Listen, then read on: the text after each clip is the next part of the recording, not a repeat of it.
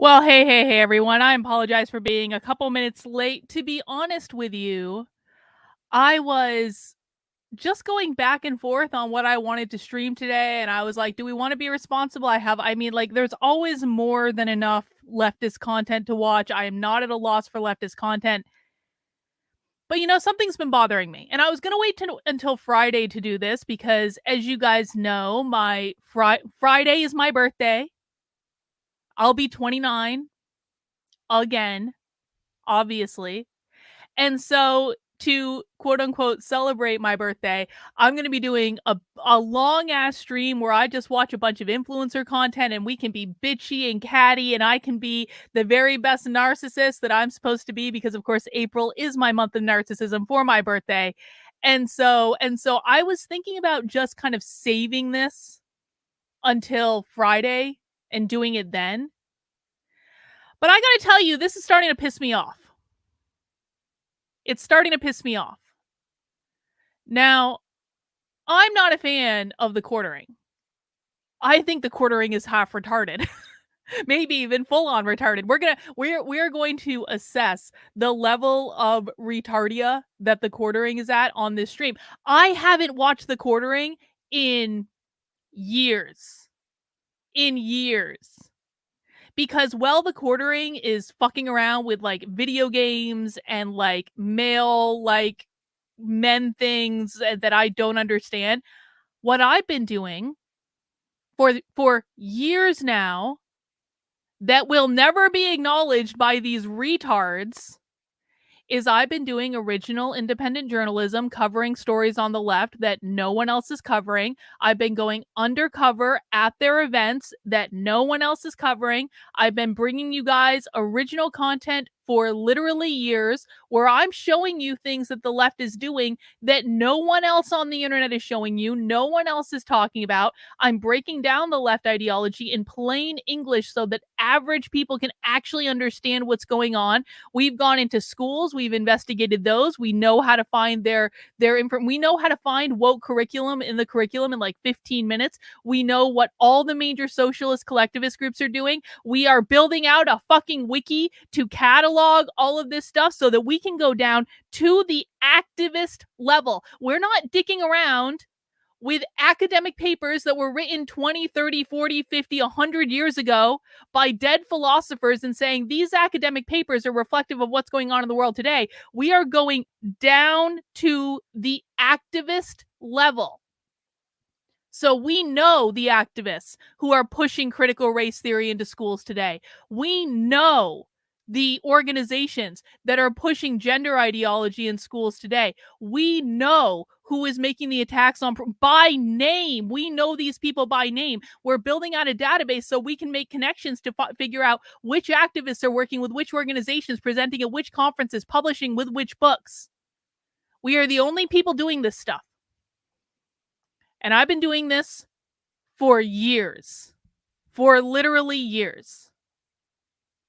And as I've been doing this, my biggest enemy has never been the left in regards to people who are attacking me. I have never had to deal with half of the bullshit from the left that I've had to deal with from the right and from retarded content creators on the internet. And I'm just getting tired of it. I'm getting tired of it. These people don't do half of the things that I do. These people do nothing original. They just read other people's content and react to other people's content and act like they're breaking goddamn news. And so I started to hear rumblings that the quartering has been shit-talking me not once but twice on his show in recent weeks and calling me an unhinged nutjob. And so I thought we'd look into that. Normally, I wouldn't lower myself to watch this type of content, but he's got a rather large audience. And if he's telling his audience that I'm an unhinged nut job, when I'm sorry, I don't think Jeremy Hamby has the IQ to be able to follow my content, let alone being able to explain my content to his half retarded audience. Maybe I'm wrong. Maybe he's an absolute savant, and maybe I am just unaware. Rottweiler, thank you for the super chat. Jeremy only got famous because Sargon propped him up during Gamergate. He's got nothing now that the boycotts have fizzles out. He's a cringe farm. Yeah, that's kind of my general impression of it. But you know what I do when someone's content is not interesting to me? I just don't watch it.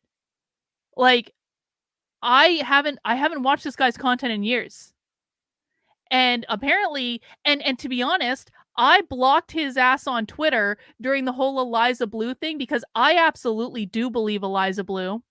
I think if you actually look at the story of what happened in a nuanced way, not just like trafficking for fucking internet clout by destroying someone, I believe her story adds up. And by the way, Shane Cashman believes her story adds up. Cassandra McDonald believes her story adds up.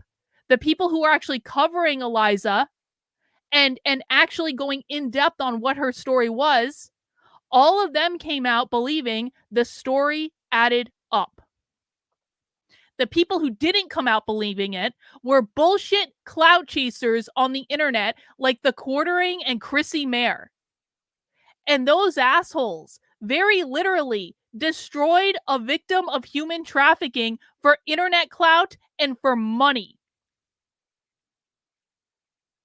It was one of the most disgusting things I've ever seen in my life. And if you ever say anything like this in my chat again, I will ban you and I will not feel sorry about it. You have been misinformed. You will not insult that woman on my channel. You will not do it. What happened to Eliza Blue was disgusting. It was disgusting on I have never been so ashamed to be in proximity to any of these people at all, and I blocked them all. I blocked Nick Rekieta. I blocked all of those assholes. I blocked Jeremy from the Quartering because I don't want to interact with anyone who would do that. That's fucking gross, man. That's toxic. That's more toxic than any OnlyFans bullshit. That's more toxic than any leftist content. You want to drag a real victim of human trafficking and then you want to call yourself a man? I don't want to be involved with any of those people. And so that was really the last time I thought about Jeremy from the Quartering until he started calling me an unhinged nut job on his streams. And so I thought we could just take a look at what happened. I've got a couple things pulled up. And then we can just zoom out and let's assess. Oh, okay. I'm fine with banning you. I'm fine with banning you. Goodbye. Go away. You are no longer welcome here. Hang on. I just got to ban this asshole. Permanently banned. No longer welcome. See, people like that, like there are a lot of content creators on the internet, and I would argue that the Quartering is one of them. I would argue that Tim Pool is one of them. I would argue that Nick Rekieta is one of them. I would argue that everyone that buys into this bullshit clout whore thing on YouTube, I would argue all of them are these types of people. They are captured by their audience. They're completely captured by their audience, where their audience can cancel them at any time. And when their audience makes demands like, you will call Eliza Blue a whore all over the internet for weeks and weeks and weeks and weeks and weeks at a time, they'll do what their audience wants them to do.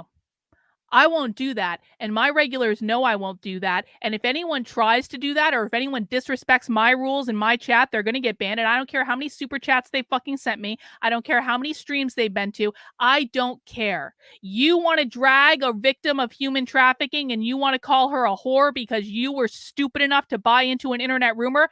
Get the fuck out and go back over to the quartering where you fucking belong, you low IQ retard. Because you're not smart enough to be here. As we all know, you need an IQ requirement of at least a 100 to be able to follow the content on my channel.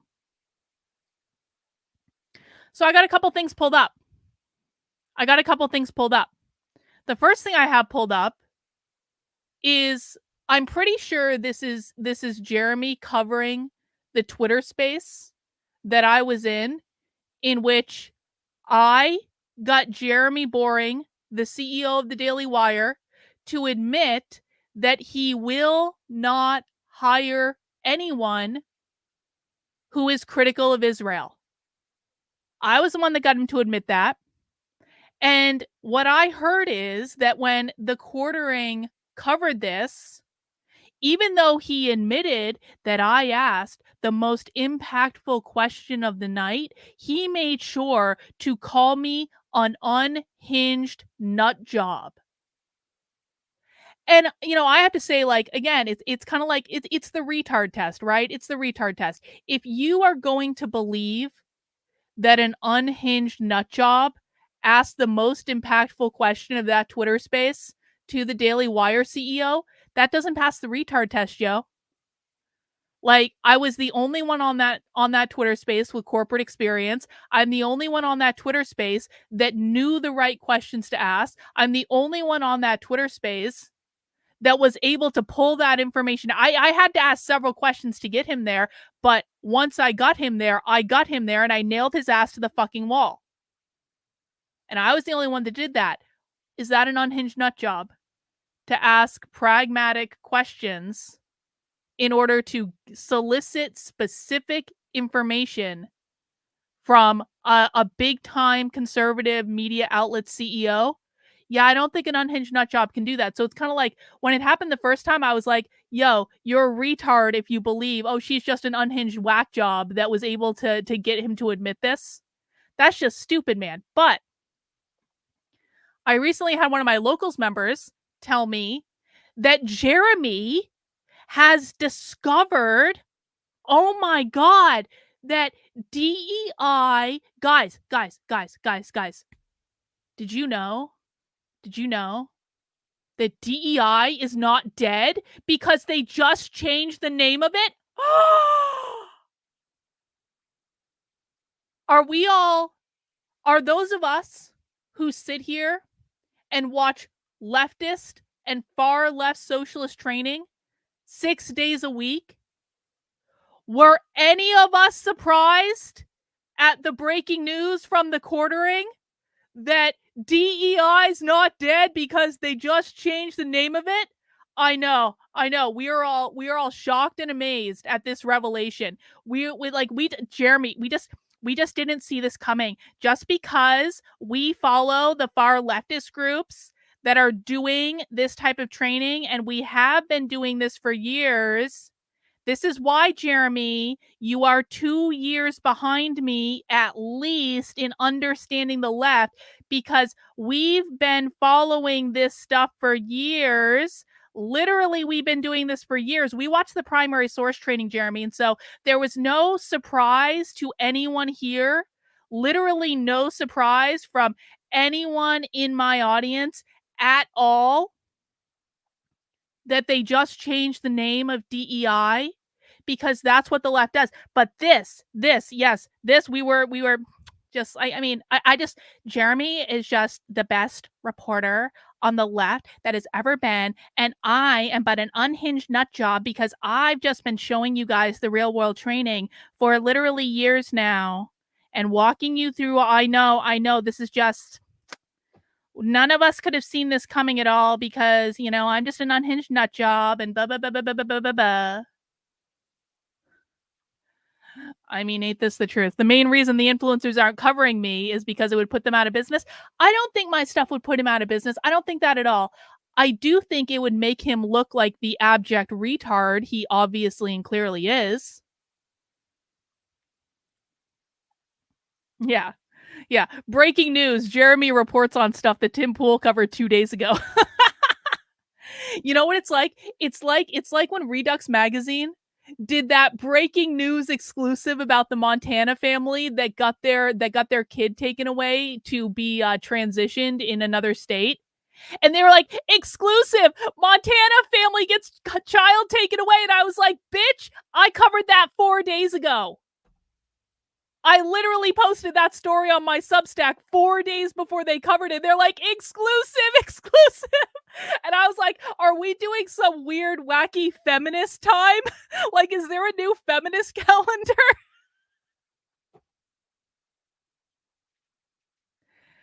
Anyway, I was alerted to the fact that someone sent in a super chat saying, "Jeremy, did you know that Karlin Borisenko's covering this stuff too?"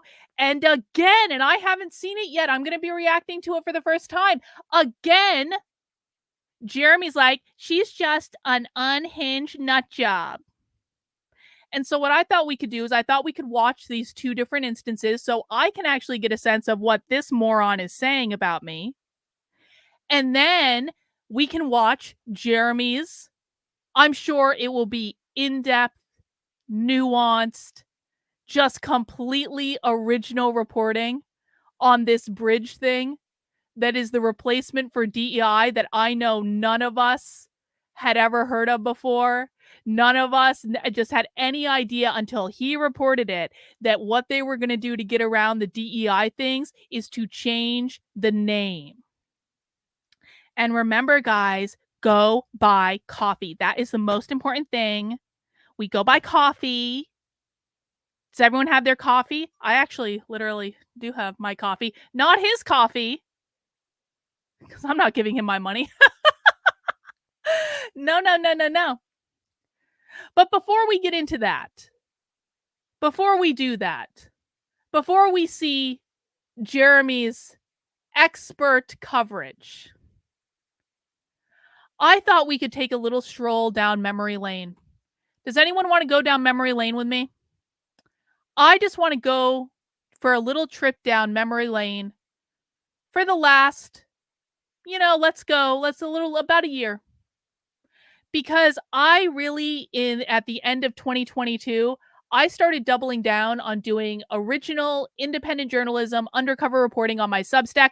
I had always done that stuff, but I created a home base for it on my Substack so people could have a place to go and people could find this stuff, and it would be off YouTube and it would be off Twitter and all those places that I was afraid about getting banned back then. I'm not so much afraid now, but I was back then. And so I was like, I'm using this independent platform to do it. They don't seem to be censorious. So I'm going to really double down on Substack. And in the time that I have been doubling down on Substack as my main content hub, I have produced more original independent journalism covering what the left is doing than anyone else that I know of on the internet. And that's just reality, guys. That is just reality. And if someone wants to challenge me on that, I would say, name a name. Give me a name. Dead serious. Give me a name. Give me someone who has produced more original, independent, and undercover journalism about the far left and the impact they're having on this country than I have in the last year and a half. I would really love that because, P.S., side note, I accomplished all of this. Well, right-leaning content creators in the anti-woke space were attacking me and smearing me relentlessly for years. And these are all the Quartering's friends. The Quartering is friends with the people who are attacking me and smearing me. While I was trying to do all of this and just wanted to be left alone. So I thought, for anyone who's new, if you are unfamiliar with my work and you're coming here to give me the business and say the Quartering is the greatest journalist in the history of journalism, I just want to hinge us back into reality for a second, because God knows Jeremy is never going to be intellectually honest enough to actually show you what I'm showing you. So let's just like hinge our way back into reality. Let me see. Andy No is incomparable. I will not say a bad thing about Andy No. I think Andy No is fabulous. Andy No has not produced as much as I have, though. That's just reality. I'm not shit talking him. I'm just saying, in terms of volume, and I would be happy to compare. I don't think that Andy No has produced as much in the last year and a half as I have. And Andy No's work is more hyper focused than mine. Like, he is hyper focused on Antifa. I am not hyper focused on Antifa. I'm hyper focused on the far left, but the far left is bigger than Antifa. So no shade to Andy No. I think Andy No is fabulous. I think he does a really good job. Naruto says, for new people here, if you think Carlin is covering crazy stuff, just wait a few weeks. After Carlin's month of narcissism comes the month of communist Red May season is upon us. Yo, that's true. We're going to be covering a metric ton of far left content in May because it is Red May. There is a specific revolutionary socialist organization in Seattle literally called Red May, and they produce all this amazing socialist content and they put it all online. And Philip, who is the head of Red May, he loves nothing more than when I stream snipe him.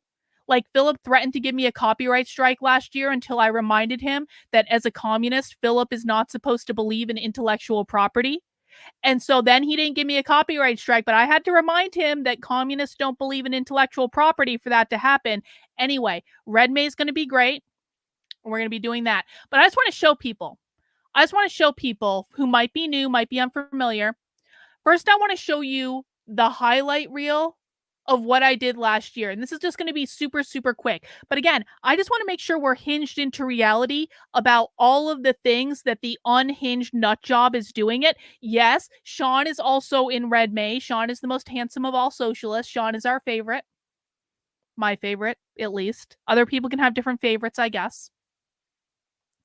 So last year, we covered autistic sex education. I took you inside one of the creepiest trainings I've ever seen in my life, targeting autistic kids for non-binary content, for queer content, for teaching kids how to use sex toys, teaching autistic kids how to masturbate. It is really something. No, I'm not, because you don't have any receipts, and that is not a discussion we're getting into today. You can take that shit somewhere else. That is not something we're doing. And you keep coming to my chat on Twitter and trying to distract with this bullshit, I'm just going to go on Twitter and block you, bitch. No. Run along. Run along, little anti-Semite. Run along. I was the only one to cover in a 3-part series the Michigan Department of Education, specifically training teachers all over the state of Michigan how to groom kids. And this was a private. These were trainings that we got access to by finding some random Google folder where the Michigan Department of Education had put all the recordings of their trainings, and they are literally state funded teaching teachers how to groom kids. I was the only one that covered that. I was the only one that went undercover at the Socialist Reproductive Justice Conference at Hampshire College last April. We're coming up almost on the 1-year anniversary of that. At that Socialist Reproductive Justice Conference, I covered many things.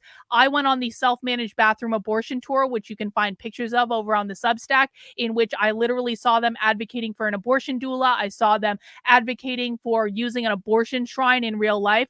We also met some psychotherapists that are doing real psychotherapy on non-binary 3-year-olds. That's all happening in Western Massachusetts right now. I'm the only one that covered that Tufts is literally studying how to non-binary 3-year-olds to try to reverse engineer how kids are made non-binary in the first place. I'm sure nothing could go wrong with that. I'm the only one to cover that there is a groomer school, a middle school in New York City exclusively for trans and non-binary kids. That school is running today. No one's talking about it. They literally created a fucking groomer middle school in New York City that no one is paying attention to but me. That's the only thing you're going to find on my that's the type of stuff you're going to find on the Substack.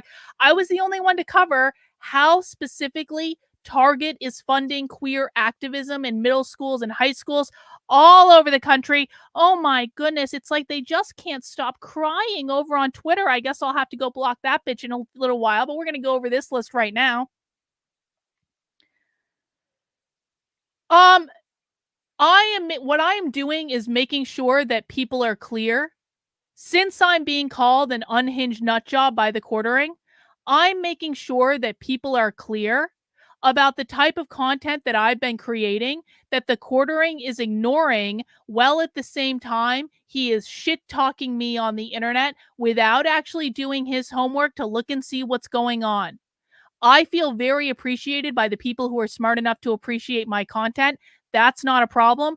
The problem is when content creators with large platforms start running their stupid retard mouths without actually looking about what's going on.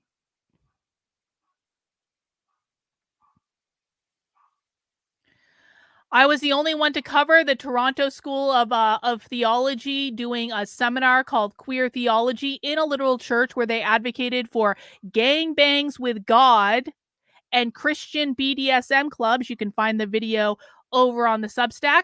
I was the only person to go undercover at the Socialism 2023 conference where they literally preemptively banned me because I've been covering their content for a full year up at this point. And so we got a lot of stuff from that, including I was the one to record the president of the American Library Association saying that libraries need to be sites of socialist organizing. That was splashed all over conservative media without giving credit to me because they kept stealing my damn clips without telling where they got it from. But I was the only one that was there, so I don't know how else they could possibly get it.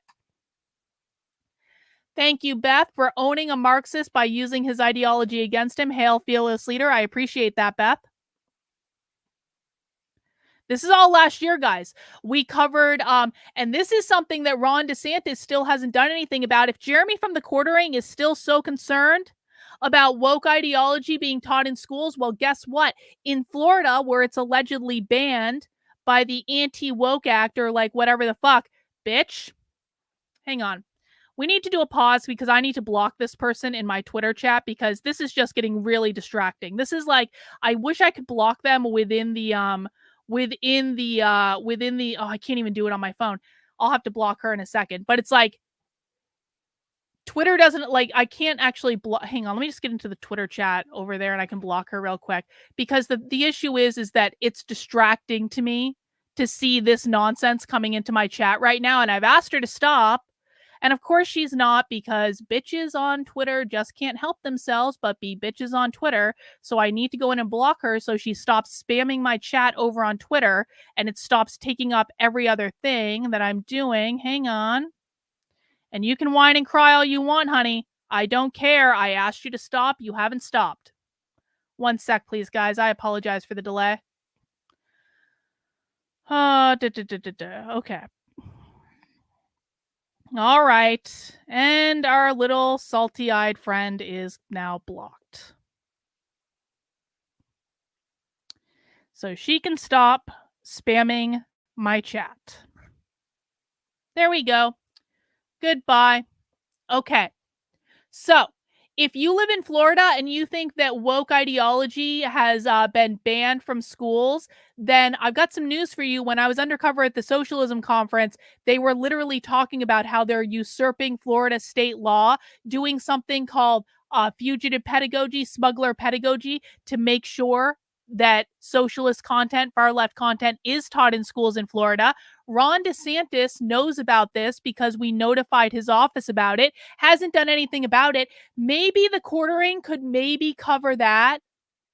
Could maybe he do something productive and maybe use his platform to talk about how the socialist left is openly and blatantly violating the Stop Woke Act in Florida? Maybe instead of shit talking me, maybe that would be a better option, Jeremy.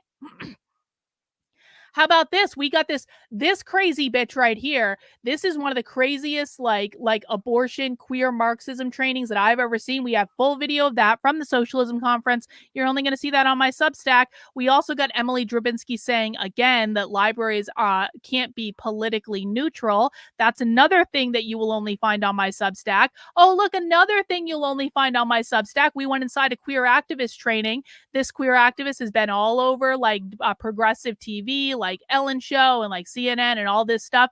This person does regular trainings teaching people just like all sorts of crazy stuff up to and including that being trans is not a mental health disorder and stuff like that. You can find all the videos. That I'm the only person that went inside that training. We found this crazy queer psychotherapist in New York State. And what's crazy about this person is not only is this person treating trans and non-binary kids, they are also training other therapists to treat trans and non-binary kids, all certified by New York State. I'm the only one covering that. Did you guys know they're building a queer college in Western Massachusetts? Did you guys know that? I know that because we have them on video saying that. I'm the only one covering that.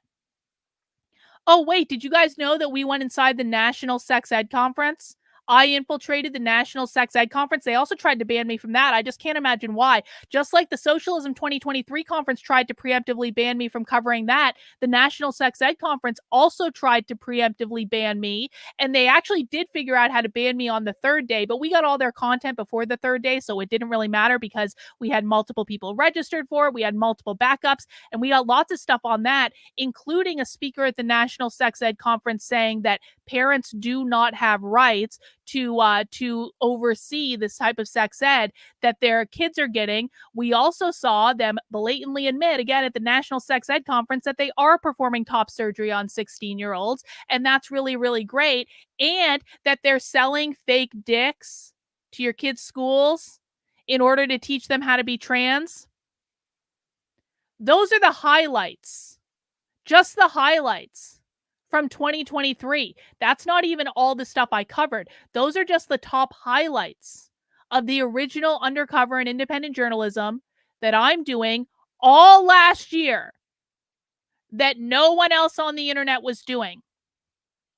Now we're in April right now in 2024, right? So obviously, like I've only had a couple months this year, so obviously I haven't actually done all that much except, oh wait, I infiltrated a training funded by the Washington D.C. mayor's office talking about getting rid of gendered language with taxpayer dollars. I also infiltrated a whiteness training where they were blatantly saying whiteness means capitalism, talking about how like this is like the classic DEI training that's done in organizations. The organization that did this is so pissed at me. They gave me a copyright strike on fucking Substack and on YouTube that I had to like deal with that. But that was another thing that I have the video of. I have to give a shout out for Bot.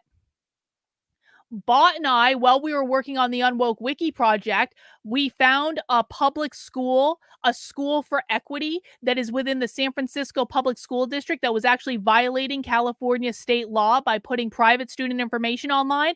I'm the only person to cover that.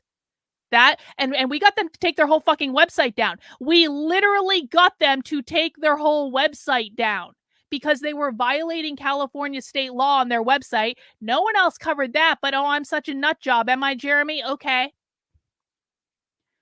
I'm the only one to go inside the taxpayer-funded training in Orange County, California, where they were training parents to not challenge the gender identity of their kids.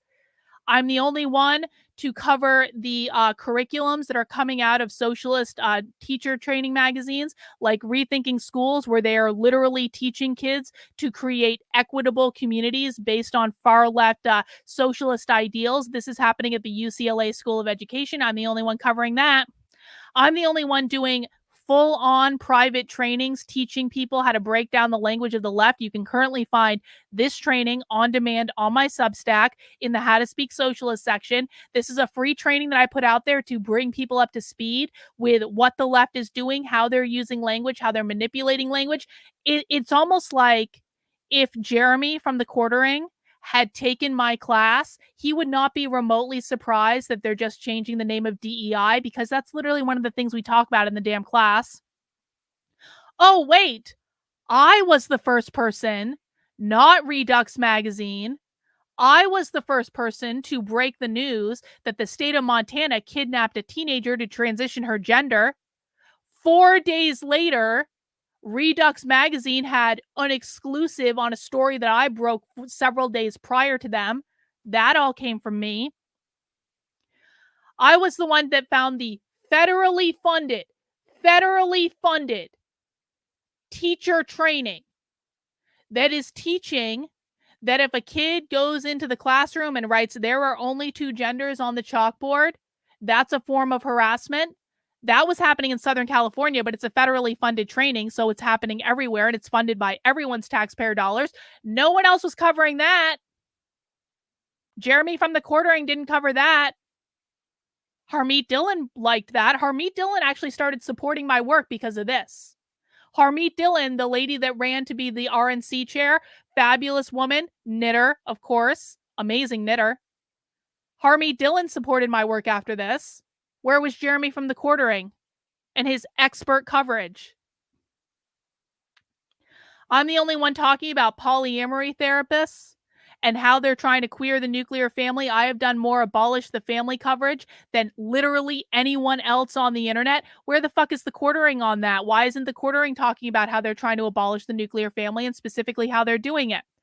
I am the only person that I know of covering the new Revolutionary Communist Party of America, specifically showing you guys that they're talking about how they're going to overthrow the federal government. They're saying it explicitly. We have it on video. They're talking about how they're going to use the unions, workplaces, colleges to organize the stuff that they're all doing. We can see them doing it in the real world. And then eventually they're going to overthrow the House of Representatives. They're going to overthrow the Senate, and they're going to raise the red flag of communism above the White House. I have them on video saying this. Why isn't anyone else covering this? Why? Just the unhinged nut job, huh?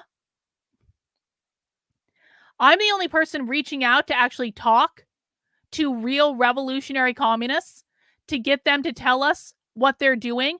I'm the only one infiltrating the recruiting calls of the revolutionary communists to show you explicitly how they are recruiting people and why they're growing so rapidly. And even just today, check this out.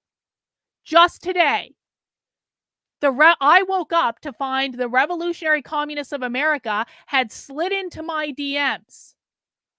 And guess what, guys? Because I have been the only one covering this, the Revolutionary Communists of America want to come on my channel and talk to me. And they want to have a civil dialogue about what they believe and what they're doing. Has anyone else been able to get these people to talk to them? Has anyone else been able to get these people to come on their channel and to tell their audience what they're doing? That'll be coming soon. Real Socialism Saturday. You're welcome. Unhinged nut job though, huh? Okay, sure. A couple weeks ago, I just went undercover at a taxpayer-funded gender ideology conference in Colorado. No one else was there for that, where I saw them talking about dissociative disorder as a gender identity called system gender. Has Jeremy Hamby of the Quartering covered that they literally consider multiple personality disorder to be a gender identity yet? Because I've got audio and I've got the slides. I've got everything. Unhinged nut job. Sure. And I'm the only one covering that the left is actively trying to change the definition of anti-Semitism, which, one would think is actually relevant. And of course, I'm the only one offering free live classes that are coming up on April 18th and April 25th. Next week, we're starting off. In order to teach people how to find this stuff and how to recognize the language of the left when it shows up in the real world. And I promise you, Jeremy Hamby of the Quartering has no fucking clue about any of this. These trainings are filled with real clips from real leftist trainings. You never have to take my word for it. I never go pinky swear. Trust me, bro. All I do is show people real clips from real leftist trainings that we have literally been collecting for years, because 6 days a week on this channel, all we do is watch leftist training and talk about it and break it down. But I'm sure I'm just An unhinged nut job. Huh? So all that stuff is what I've done so far in 2024. Couple of things here and there that I've been doing. But Jeremy Hamby of the Quartering wants to call me an unhinged nut job. Well, at the same time, Jeremy Hamby hasn't done half of the things I have to expose the left. And I don't care how many video game fucking things he's covered. I don't care how many Magic the Gathering he's covered. I don't care about any of that. What is he actually doing is my question. Because my experience with a lot of these influencers with big platforms is that they like to talk a lot of shit while not actually producing anything productive or anything of value in the real world. So why doesn't Jeremy Hamby want his audience to know all of those things? This is the question I constantly ask of conservative influencers who are shit-talking me. Why doesn't Jeremy Hamby, who professes to be against leftist culture, want his audience knowing any of the dozens and dozens and dozens and dozens and dozens of stories that I just walked you through, that I've been covering for literally years? Why is he actively telling his audience that I'm an unhinged nut job when all the real world evidence seems to indicate otherwise? Oh, because he doesn't like my tone? He doesn't like my friends? His friends don't like me? His friends said, pinky swear, bro, that bitch is crazy.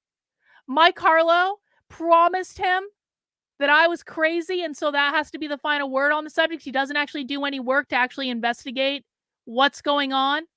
Almost like he's not a serious person, huh? Almost like he's not a serious person. Yeah, it's another great point. He has a staff. I don't have a staff. I have volunteers. I'm very grateful for the volunteers in my community. I don't have anyone working for me. I do everything myself. I do all the journalism myself. I do all the write-ups myself. I do all the editing myself. I do all the design work on the thumbnails myself. I do all my merch myself. I don't have a staff helping me do this. And do you know what makes that so much harder? When assholes like Jeremy Hamby are shit-talking me on the internet for no good goddamn reason.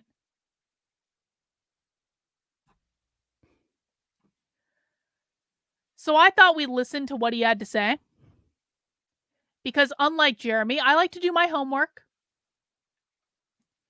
And the thing of it is, if I end up being wrong, because I haven't watched these clips, I've just heard about them. If I end up being wrong and the Quartering is not shit-talking me on the internet, then I'll apologize, yo. I'll apologize. I'll say, you know what, Jeremy, I got some bad information. A bunch of my community members told me you were shit-talking me. And then I went and looked into it, and I found out that you weren't actually doing it. And so I apologize. I apologize for that uppity stream, bro. I do. If I'm wrong, I'll say I'm wrong. But we're going to listen, and we're going to find out what happened. And then we're going to watch Jeremy's expert coverage of why DEI is not dead. And we're going to see how that compares to the coverage that I've been doing for years. Okay? So this is the first thing we're going to watch. This is the video posted 13 days ago.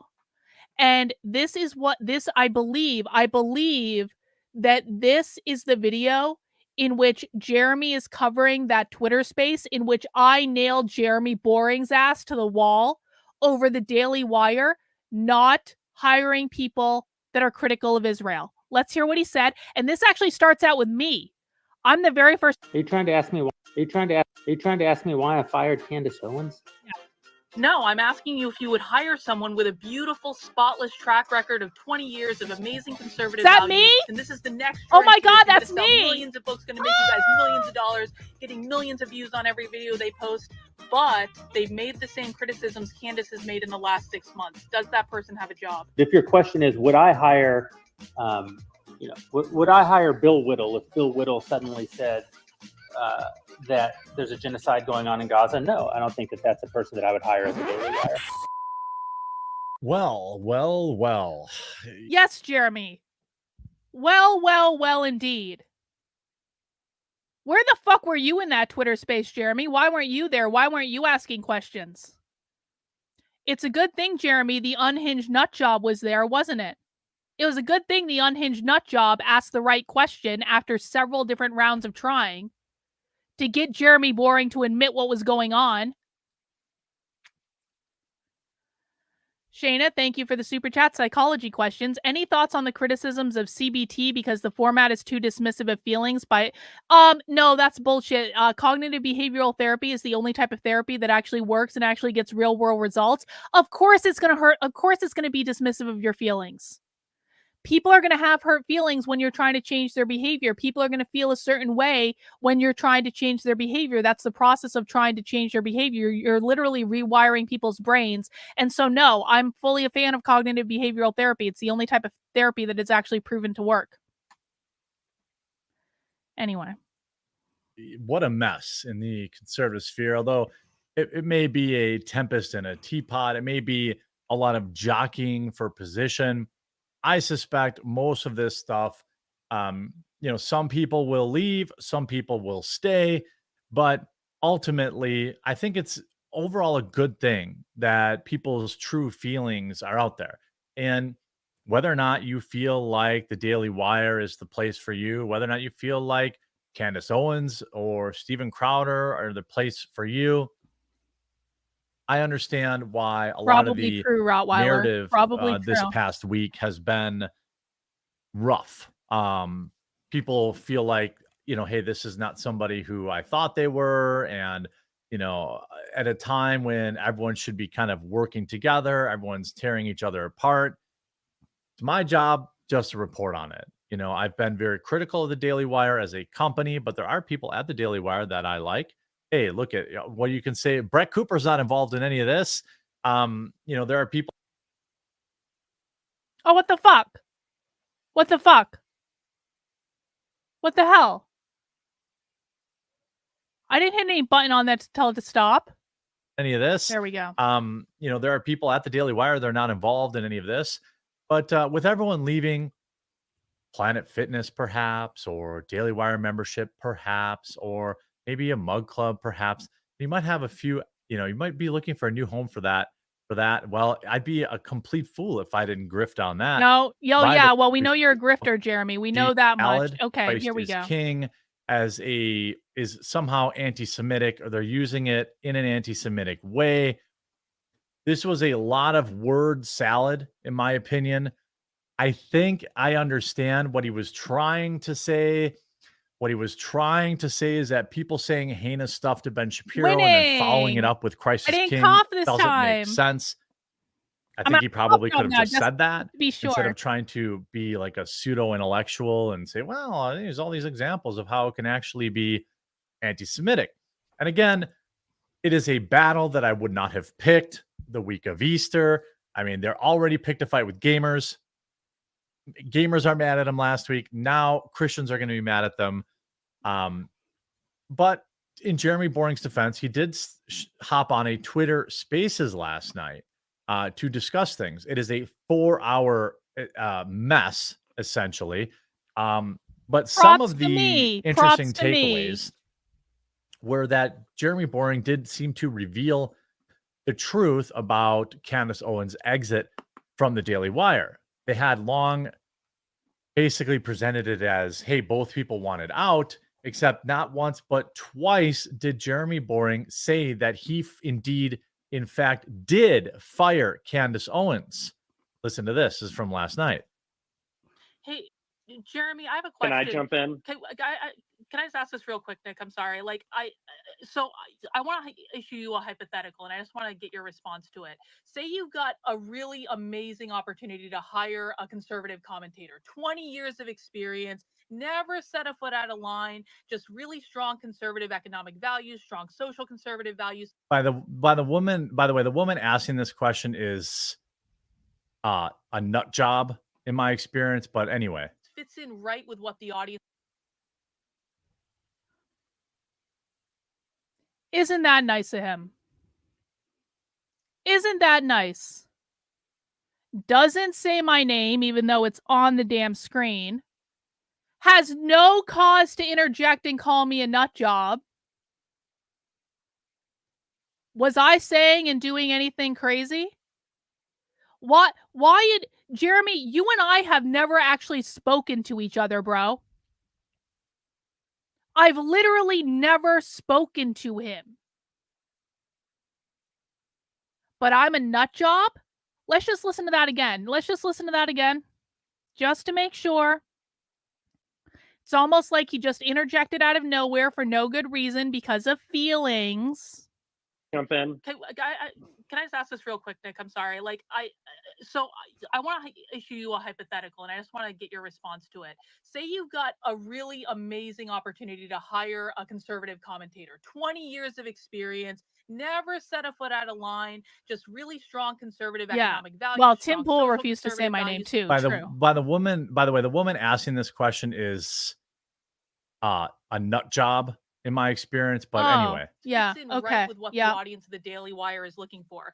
But that person starts making criticisms that are similar to what Candace Owens has been making in the past 3 months. What a jealous fucking grifter. Everything else about their record is just perfect. Essentially saying, oh, if you're the perfect employee, but they criticize Israel, what would you do? She's trying to be slick, but that's what she's asking. Would you consider hiring that person? Congratulations, Jeremy. You found me out. Congratulations. Are you trying to ask me why I fired Candace Owens? No, I'm asking you if you would hire someone with a beautiful, spotless track record of 20 years of amazing conservative values. By the way, he said, and this is important because Jeremy Boring has previously said he did not, in fact, have the power to fire Candace Owens. But they made the same criticisms that Candace Owens has made in the past couple of months. Would that person have a job at the Daily Wire? Was Candace Owens a conservative for 20 years? I'm not saying that. I'm giving No, Candace was not conservative for 20 years. So no, this is not a Candace Owens. By the way, Candace Owens wasn't even always conservative.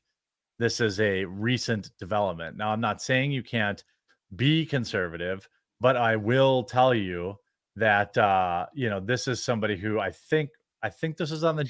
It's almost like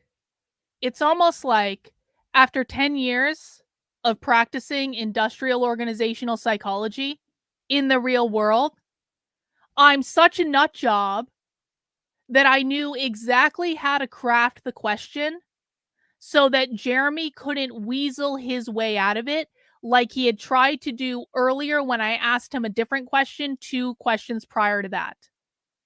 Such an unhinged nut job, yeah?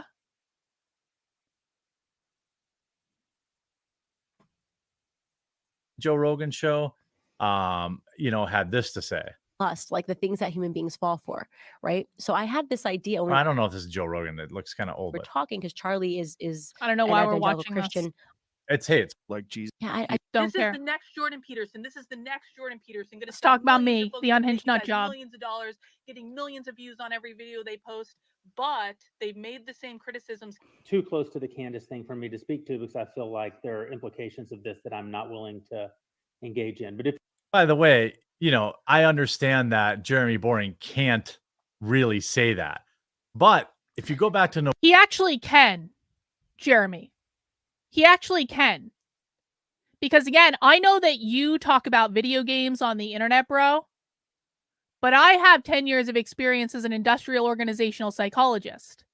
I asked Jeremy Boring earlier in that Twitter space, was Candace fired for breaking a Daily Wire policy? Yes or no? I didn't ask what policy she broke or I didn't ask him to elaborate. I said, was she fired for breaking a Daily Wire policy? Jeremy Boring absolutely could have answered that yes or no. 100%. The only reason, and I know you don't know this, Jeremy Hamby from The Quartering, because you talk about video games on the internet and I'm just an unhinged nut job. But the reason that you don't know that that question can be asked is because you have no fucking real world experience, bro.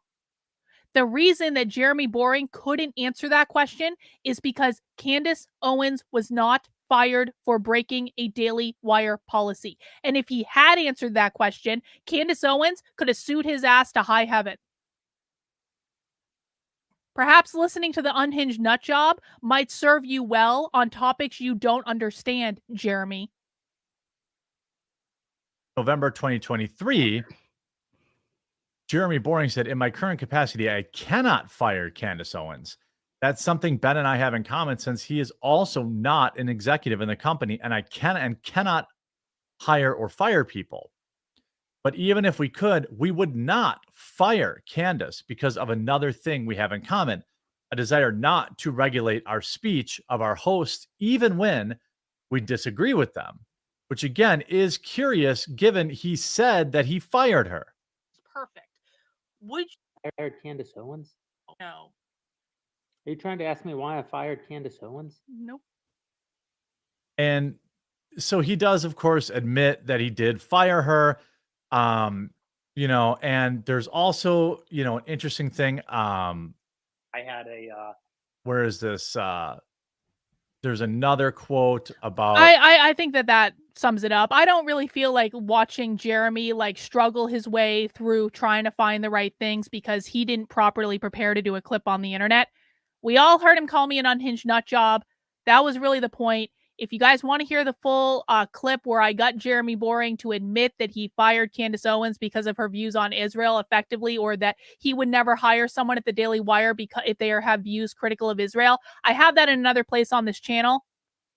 But I think we all heard what happened there.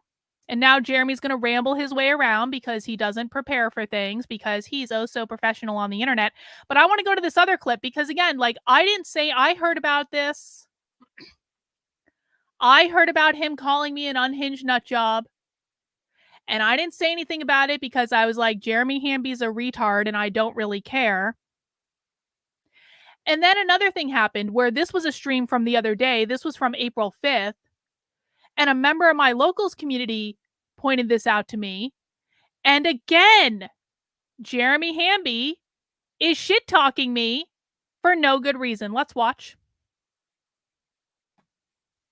Deadspin Sanchez for 5 says, oddly enough, Carolyn Borisenko was Doesn't talking even about pronounce this my stuff name too. correctly. She's even infiltrated some of the meetings. I have a hard time taking her seriously because of all the unhinged stuff she's done. I hope she's on a better path. I hope she's, done right. Somebody said earlier, where's the Bridge reporting site that He has a hard time taking me seriously because of all the unhinged things I've done. Jeremy?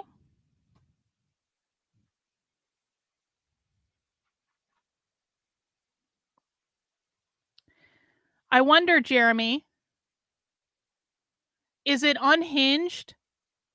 All this coverage I have of leftist trainings and leftist events from 2023 that I was listening to, or like not listening to, that I was actually covering when you weren't all last year.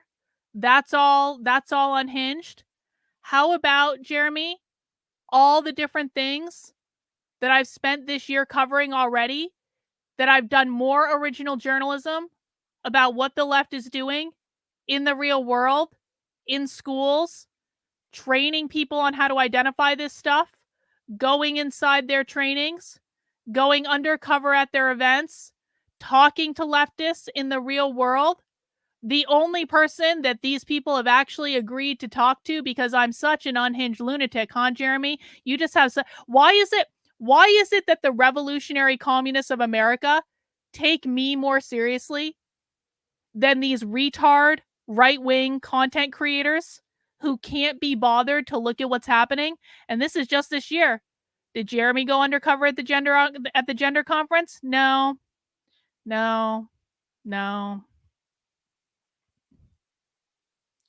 Let's listen to this again. Just to make sure we heard it right, because I obviously wouldn't want to, say that he did something he didn't do. Doesn't even know how to pronounce my name correctly.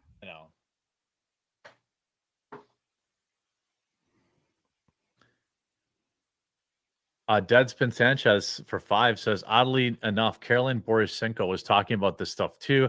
She's even infiltrated some of the meetings.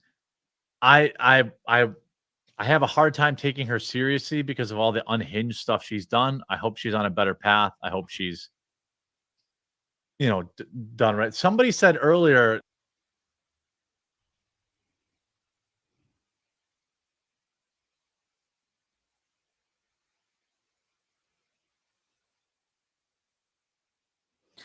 People ask me all the time.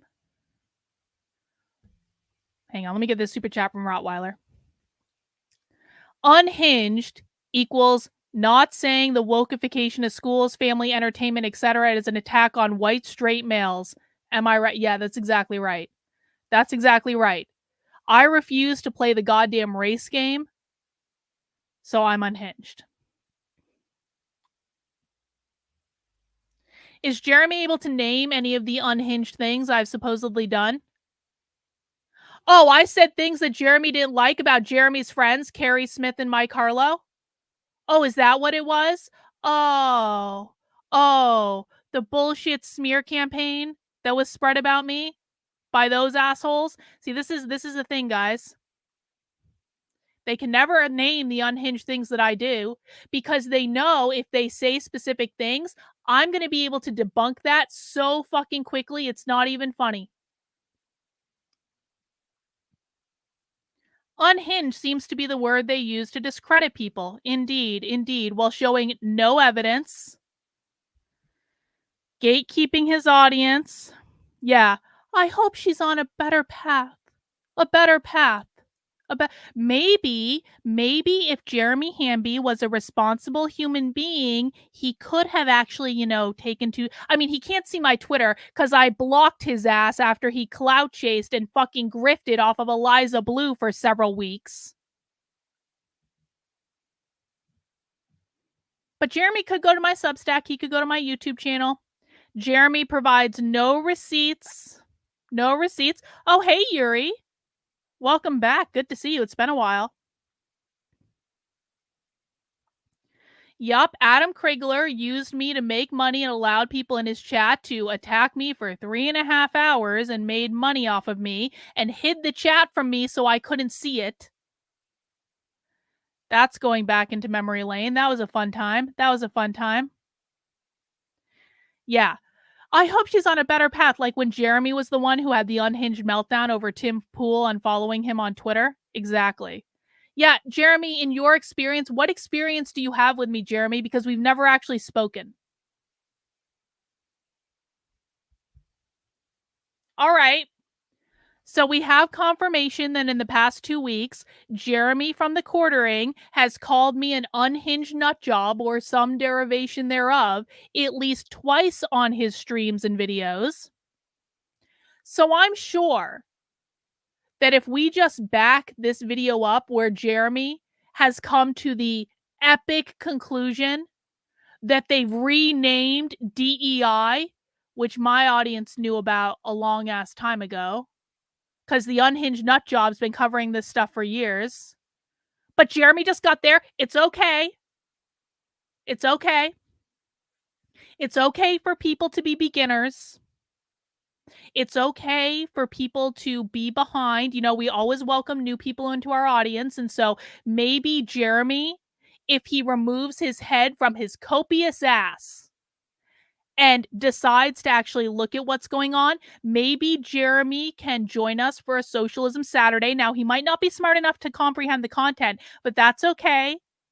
If Jeremy shows up and he tries really hard and he pays attention and he asks good questions in the chat, maybe we can get Jeremy Hamby to a place where he is on the same level as my audience to be able to understand what the left is doing. I know it'll take a long time. It'll take probably months of work, but I'm sure we can get him there. We have taught stupid people before. We can teach stupid people again. But I thought that we could just back this video up and hear Jeremy's expert analysis on this, because obviously and clearly it's going to be better than the unhinged nut jobs, isn't it? Let's just see.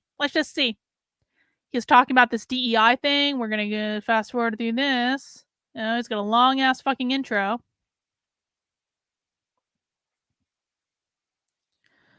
Let's see. Where does he start actually talking about the DEI stuff?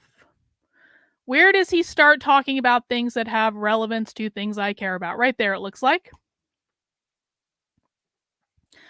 Unhinged is his deleted drunken stream demanding people to support Elon Musk, saying if you didn't support him, you're anti-freedom, and then turning on him because Senpai Musk didn't prop him up. Yeah, isn't that funny? Isn't that funny, Rottweiler? I appreciate the super chat. The quartering is part of the Gnostic sex cult. He probably wishes he was part of the Gnostic sex cult, bro. All right, let's just see what he had to say about this. Let's just see his expert analysis. You see, Tim, I know it's important to give morale to people, but it's also important to know what's actually going on. This is as loud as it You don't gets. want people to So, okay. So what's happened is Jeremy didn't actually even do this research himself. Jeremy is covering someone else doing a video on this bridge thing to counter Tim Pool's argument that DEI is dead. Bravo, Jeremy. Expert journalism, Jeremy. You're our hero, Jeremy. How would we possibly find out about these stories without you, Jeremy?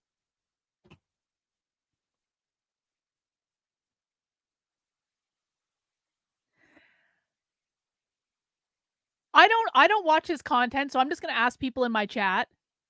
Has Jeremy from the Quartering actually ever done original independent journalism, or does he just exclusively read other people's content? Is that all he does?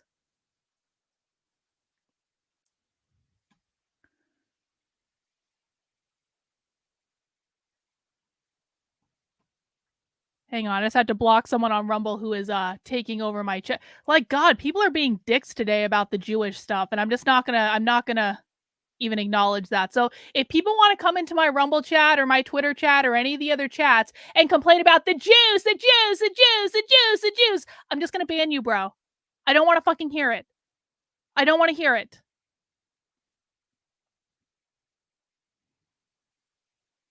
Okay, so all he does, he's stealing from a VTuber. He's stealing his content from a VTuber, which I don't even know what that is. Or I don't know, like, if I was going to cover, Jeremy, listen, bro, if I was going to cover something, I would just cover it myself. I wouldn't be stealing videos from other people to explain things to me. I know that's an unhinged nutjob thing to do, but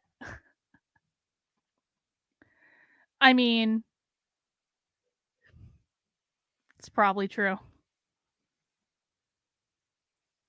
to feel like they're winning, Yes. so much so that they stop paying attention. Stunning that and they brave, stop Jeremy. thinking, well, if Stunning it's and already brave. going away, I don't need to pay attention to DEI. I don't need to deal with any of this.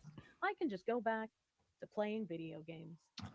DEI is not going away. Failed It's ratio after you becoming put it on embedded stream. in the fabric of corporations. I mean, most of my viewers aren't on Twitter.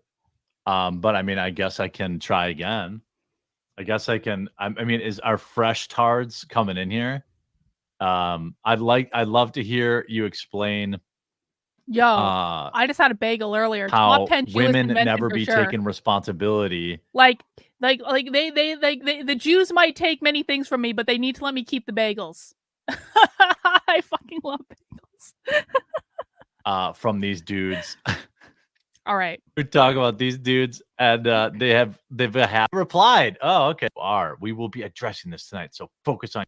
All right, we need to fast forward because he's not talking about anything relevant again. Okay, the bridge stuff. Hang on. I don't want any babies. I have no manhood at all. Please abort the babies. Uh-huh. Okay. Jeremy's bad at insulting commies. I don't think he's a commie.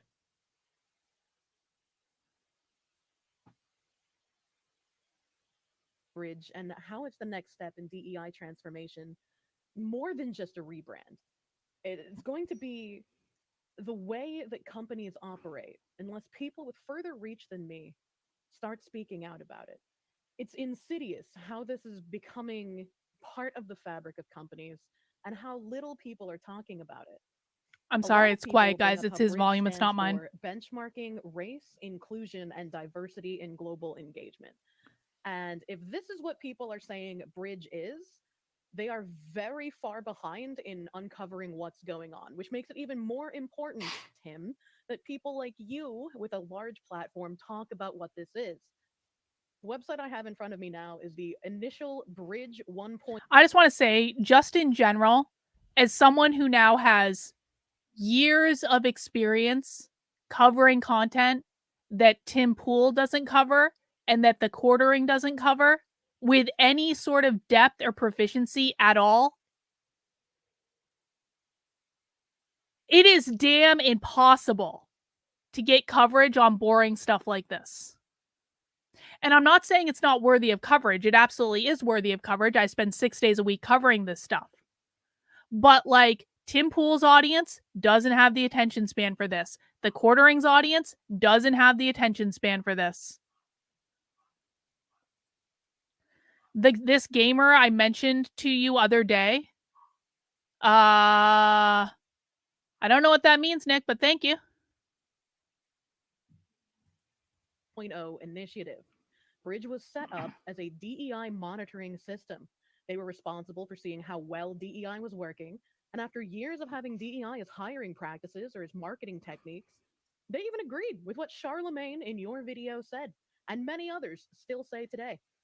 No one likes going to the diversity meetings. No one likes having to listen to any of these. They just do it to check a box.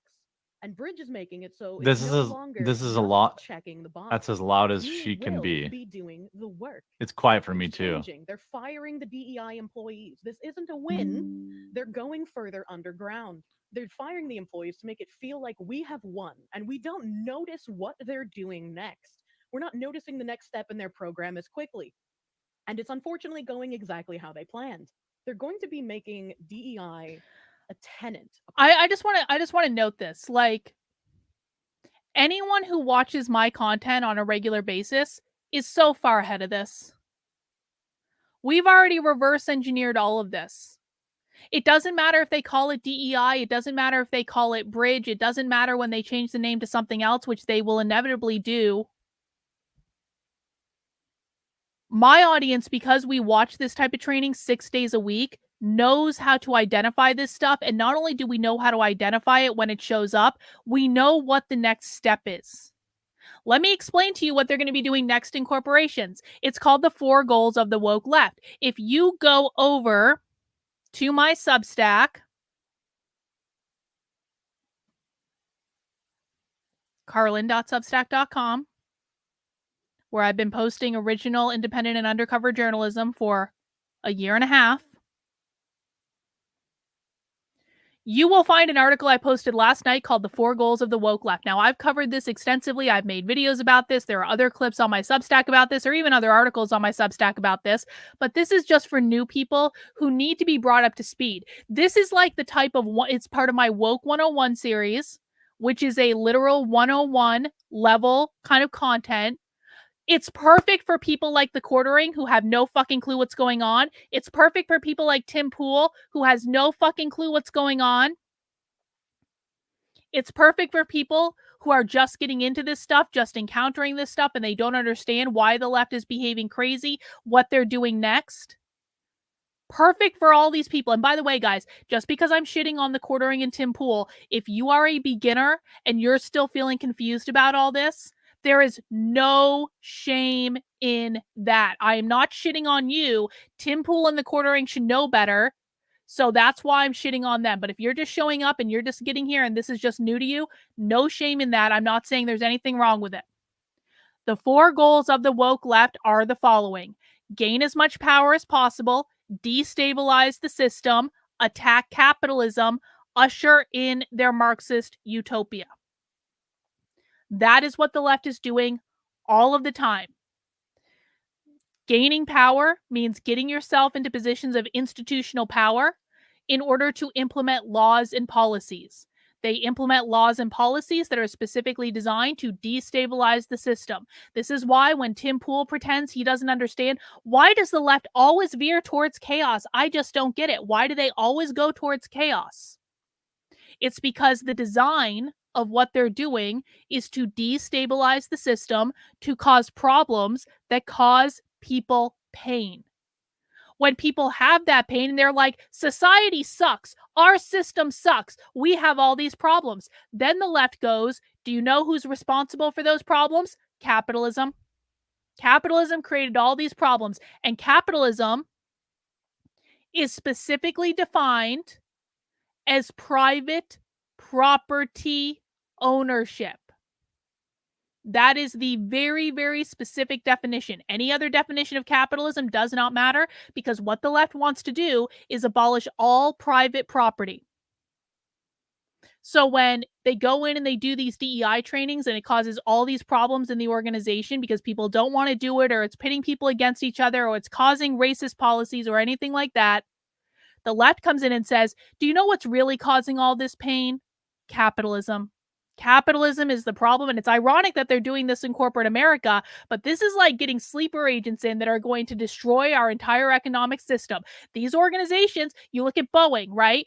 Boeing is literally having fucking planes falling apart, probably because they're doing a lot of DEI hires that are not hires based on meritocracy and individualism, because the woke left does not believe in meritocracy and individualism, because meritocracy and individualism uphold capitalism. Jeremy Hamby doesn't like to talk about this because Jeremy Hamby just thinks they hate white people.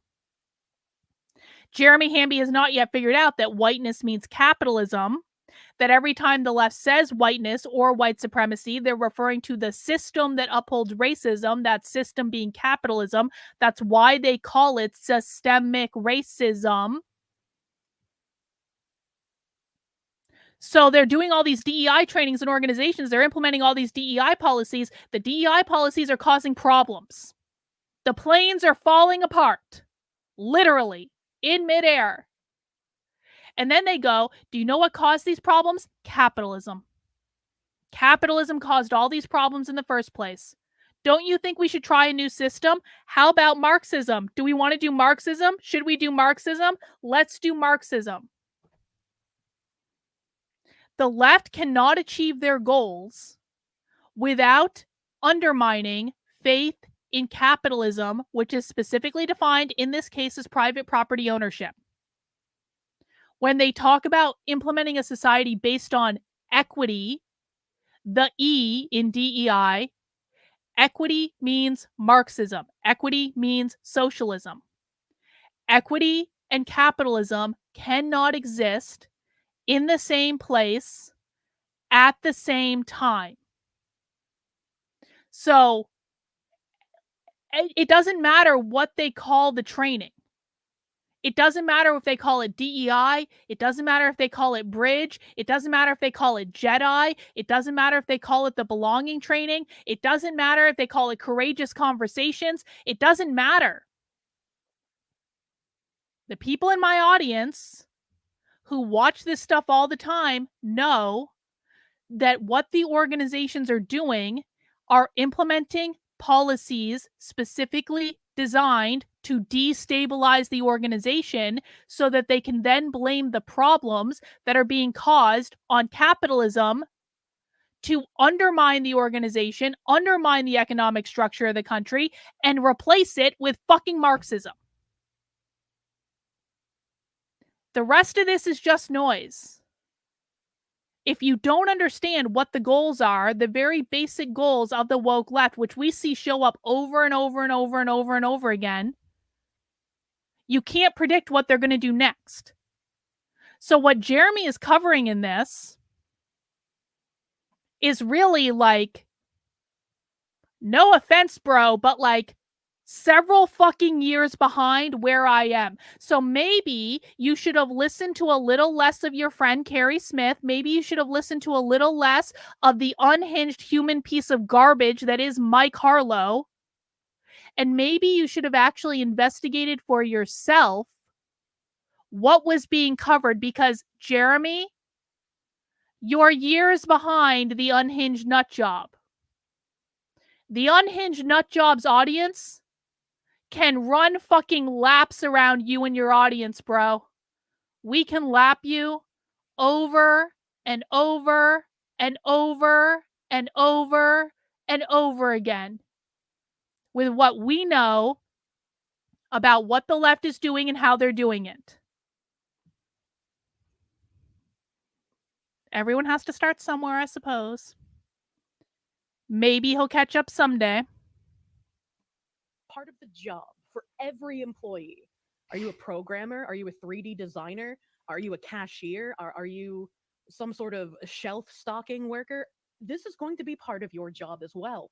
Unfortunately, they want to make it the fabric of the company, and they want to even change consumer opinion. But they won't change my opinion, True. Kirsha. It doesn't matter if they He did actually lie. change the way you specifically as an individual think. You will have no escape. You will have no Yo, entertainment also that true. isn't touched by DEI. You will have no company with which to buy your products from that isn't touched by DEI. Correct. And it doesn't matter if they don't actually change your mind if you cannot escape it and you cannot give alternative people money. Bridge 2.0 is the operationalization of DEI to be part of product framework, company DNA, and consumer transformation.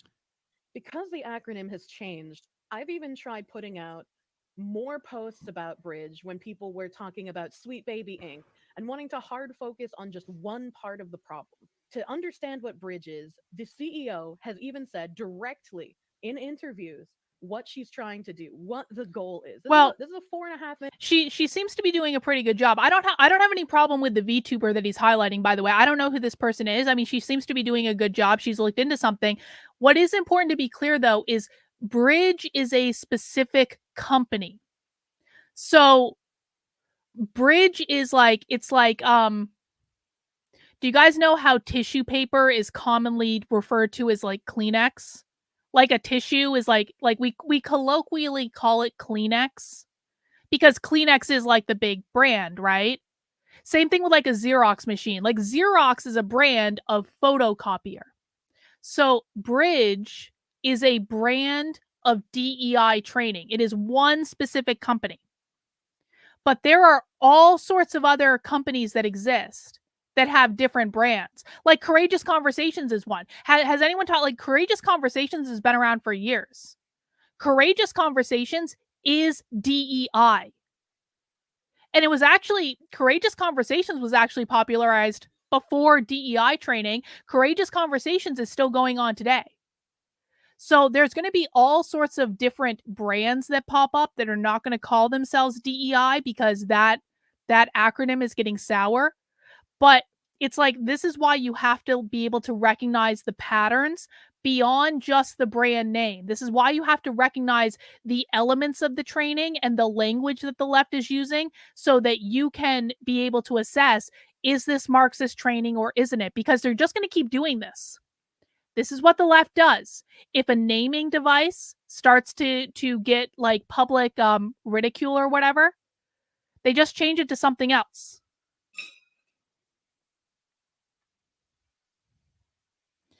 I mean, I wouldn't call DEI an ideology as much as DEI is the delivery mechanism of socialist indoctrination to the masses, essentially, to adults in the workplace.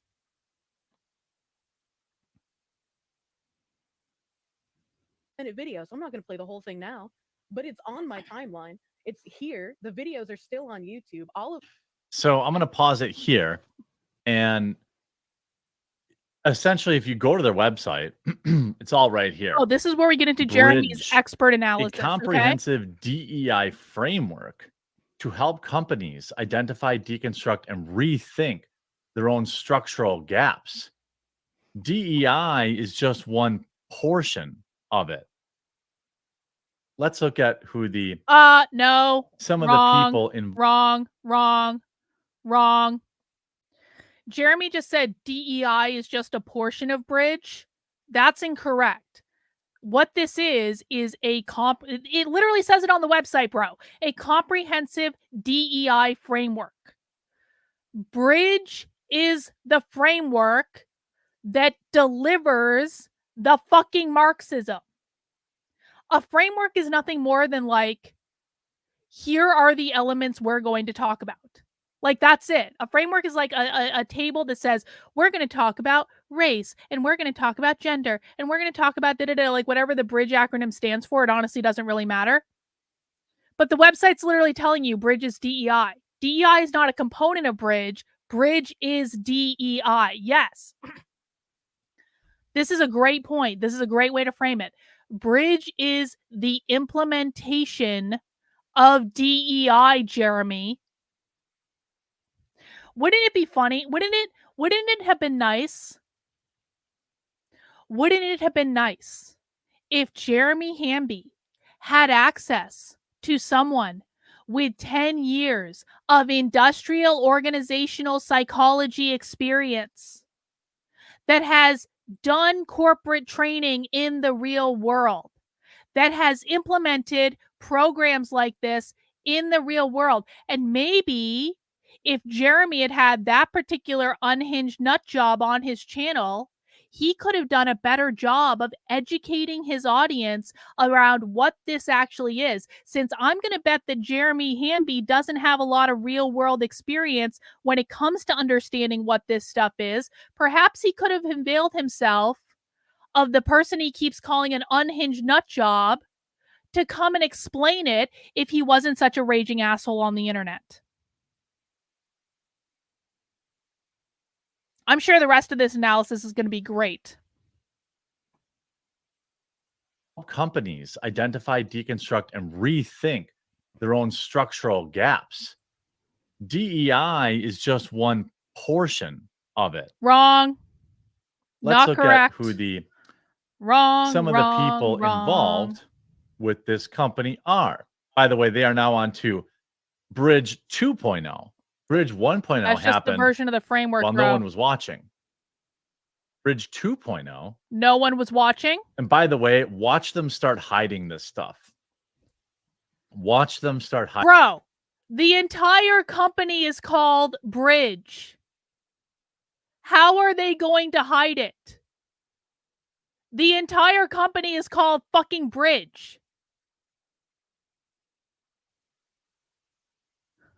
What an idiot. Hiding this shit. Let's see. Leaders. Let's see who's on the Bridge board of directors. You may recognize some of these companies. Discover Card.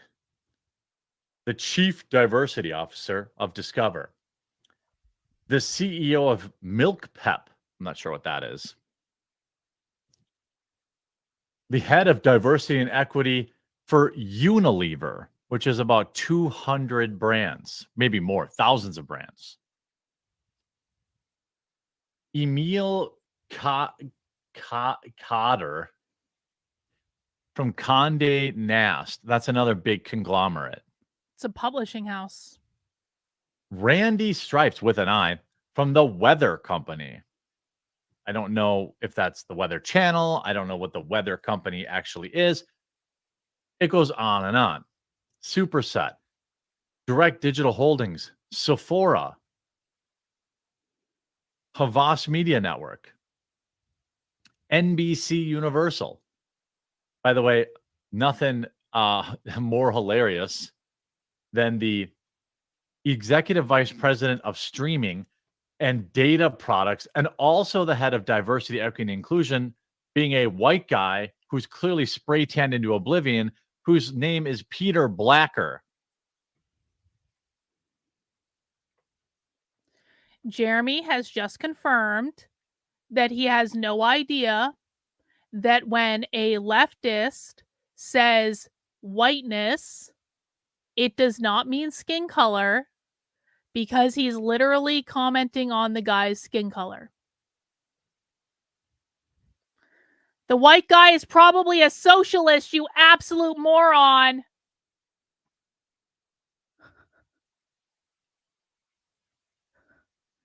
But I'm unhinged. Just remember, guys, as we're doing this, you could be learning about the left from Jeremy rather than doing the in-depth analysis that we do 6 days a week from the Unhinged Nut Job.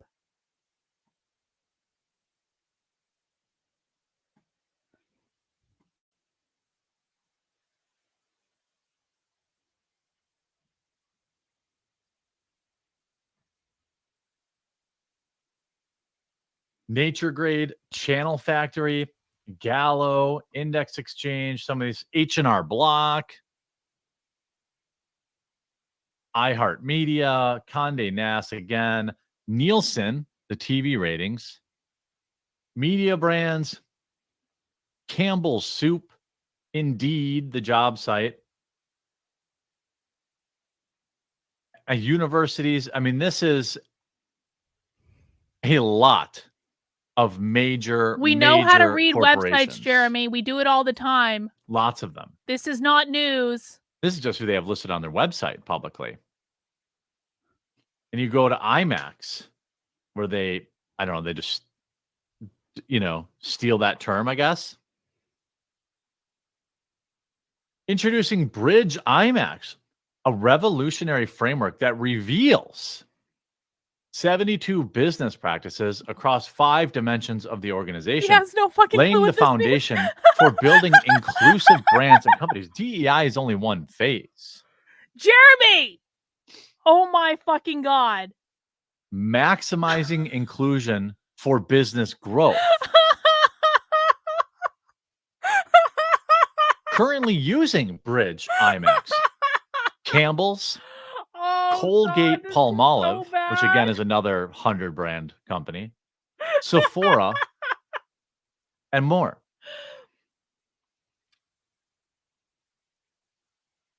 Hopefully actual IMAX sues them. Like this stuff is the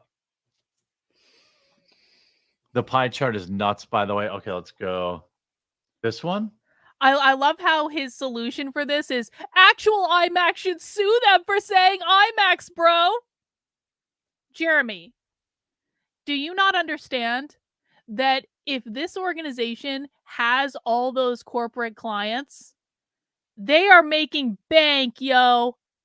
They are rolling in big time corporate money. Do you think that they don't have lawyers? Do you think that they didn't already trademark this? Do you think that they didn't already take care of all their legal bases?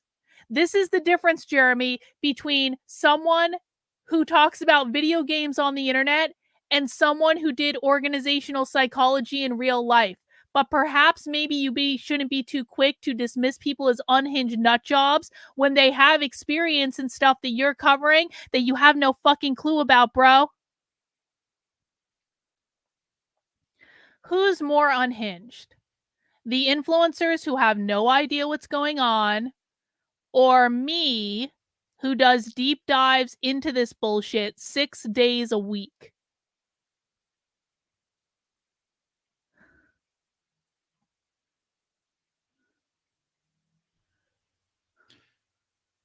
Mid-inclusion maturity brand. Somebody sat in a room and did this. He has no idea what this means. He has no idea what he's looking at right now. He has no fucking clue what he's looking at. All this crap on the outside where it says DEI in every aspect of the business. Yo, true. Establish employee groups. DEI is a criteria for compensation. What does that mean, Jeremy? Anti-bias hiring practice. Again, what does that this mean, is Jeremy? DEI at every aspect of the company, from the janitorial crew to the CEO. Congratulations, Jeremy. They've literally been doing that in corporate America for over a decade. Jeremy Hamby has uncovered something that is completely like, this is not new do people really not understand this? I'm honestly asking, do people really not, like, this is actually mind-boggling to me. Do people not understand that these policies have been implemented in corporate America for at least fucking 10 years? Yeah. Stop the fucking presses.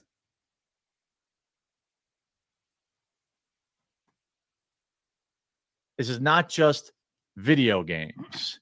No and this individual shit. who talks about this pointed out, I think, very aptly, if DEI was such this fringe thing, DEI in video games, why is the government getting involved?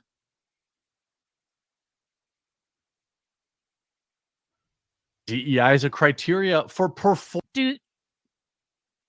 Do they not realize that the federal government was on the leading edge of implementing this stuff? Is he implying that the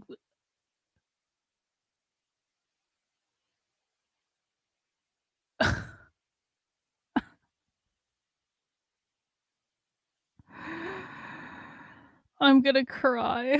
Oh my god. Just remember, guys, Jeremy Hamby is friends with a horde of people who try to destroy my work, defame me, smear me, deplatform me. He is friends with all the people who did that. As I was trying for years to tell people and explain what was going on, they were doing nothing but attacking me. Still to this day. And while they were trying to silence people who were walking people through this information and showing people what was going on, they didn't even bother to understand that it's been in the federal government for 10 fucking years, at least. Longer in some federal government agencies. I was gonna say this earlier, but like I got distracted with the super chat. People wonder why I don't talk to other content creators on the internet. People wonder why I don't go on people's shows. People wonder why I don't proactively push my stuff out there more. It's because these people are beneath me. These people are beneath me. These people have no idea what's going on. It would take longer for me to bring these people up to speed, and I'm not even sure I could actually do it anyway with a lot of them because they're completely uninterested. They don't fucking listen. They don't care about solving the problem. They don't even care about understanding the problem. He is literally trying to do analysis on this big graph that he doesn't even understand what he's looking at on the fly. He didn't even look at this prior to bringing it up on his screen. He has no clue what he's talking about. And I know people want to see me talk to other people. I really do get it. I hear about it all the time. And I would love to be able to grow my audience with new people, and there is something to be said about that. But I can't interact with people like this. And I'm sorry, like, I don't mean to be a bitch, but like, it's my birthday week, it's my month of narcissism. I bet I can be a little bit of a bitch, right? Like, I cannot dumb myself down to the level at which I would need to dumb myself down to be able to have a conversation with this guy about this. People see this, right? It's a significant problem. I don't know how to get more people to understand what the left is doing without pushing my content out there in different ways. But at the same time, why would I lower myself to talk to people like this?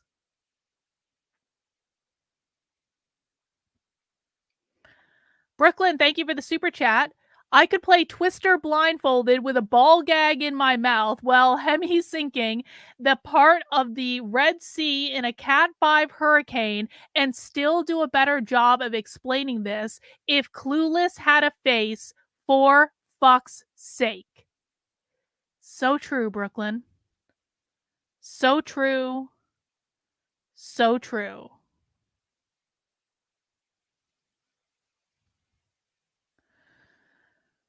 Rebel Scum for Hire over on Rumble. I don't like that handle, bro, but okay. Like, if you want to call yourself Rebel Scum, I guess that's your business. Rebel Scum over on Rumble says, I am new to watching podcasts and got into the quartering because he was soft-spoken and did not swear. However, I follow more people. I find his opinions are just to regurgitate brainless drivel. I now follow you. Well, I definitely do swear more than the quartering, and I know that bothers some people, but for fuck's sake, I live in the land of the far left every single day, 6 days a week for 12 to 16 hours a day. Can you just allow me the swears? Like, I feel like I've earned it.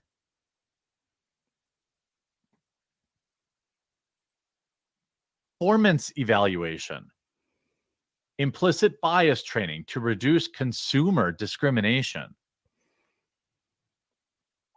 Conduct internal DEI training. Every aspect of everything you do is a core DEI tenet. Every one of these, every aspect of everything in the company has an aspect that has some sort of DEI. DEI criteria when selecting influencers. DEI guidelines to publish when casting for content.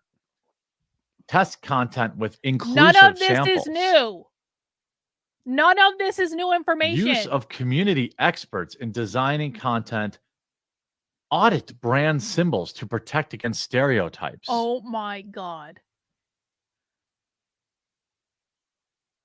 This, I mean, every aspect of business, this is much, much worse than DEI as most people know it.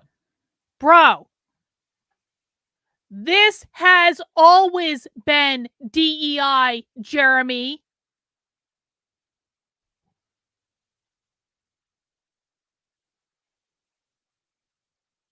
This has always been DEI. What are you talking about? This is much worse than DEI than people know. Everything he just said has always been DEI.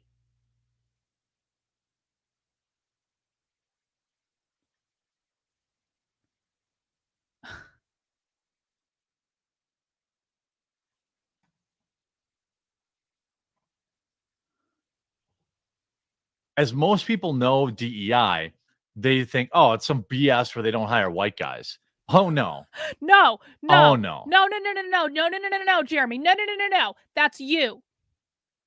That's the ironclad law of conservative retard influencer projection.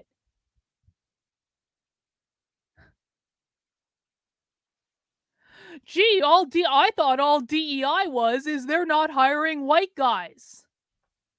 You fucking moron.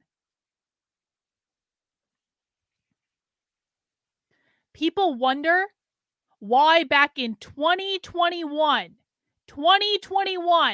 3 fucking years ago, I started screaming that this wasn't about white people. I got massively canceled for it. I got raked over the coals. That's probably when Jeremy from the Quartering started calling me unhinged. She's just an unhinged. She thinks they don't hate white people. She thinks this isn't a white genocide. She thinks CRT is an anti-white. She is an unhinged moron. Excuse me. Unhinged nut job. There we go. And now all of a sudden, it's dawning on him. Do you mean that DEI isn't just about not hiring white guys? I thought it was just about not hiring white guys. Did you guys know they had all this other stuff going on too? Gee, Jeremy, you don't fucking say, bro. You don't say. Well, you and your friends were smearing me and defaming me and lying about me all over the fucking internet. When I was trying to tell you idiots, this was about more than white people. You didn't want to hear it. And now years later, while you're still calling me an unhinged nut job, it's just dawning on you that this was never about whether or not to hire white fucking men.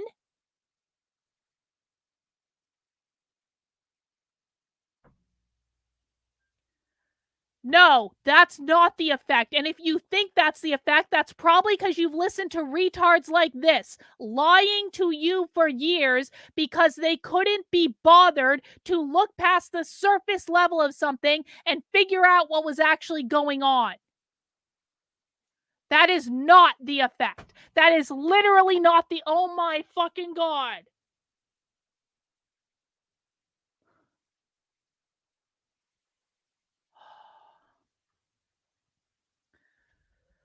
We have reached the 200th circle of the land of Retardia. We're right smack dab in the middle of the land of retardia. We are in literal hell.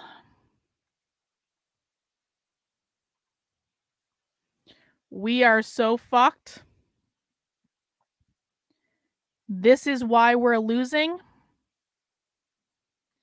He has no idea because all he does is repeat mainstream right talking points. He has never researched a single thing on his own in his entire life. I mean, I feel like we're already like we're not only in the land of retardia, we're like in the town goddamn square of the we're not even on the outskirts of the land of retardia. We are in the town fucking square.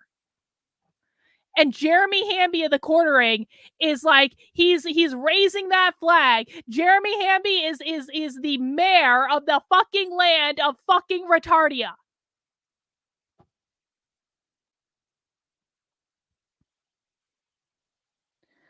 You know, Gayla, it's true, but it's Tuesday and I don't normally drink on stream on Tuesday. And maybe I should have. I don't even have my vape. I don't even know where my vape is. Maybe my vape is somewhere on my desk and I just don't know it.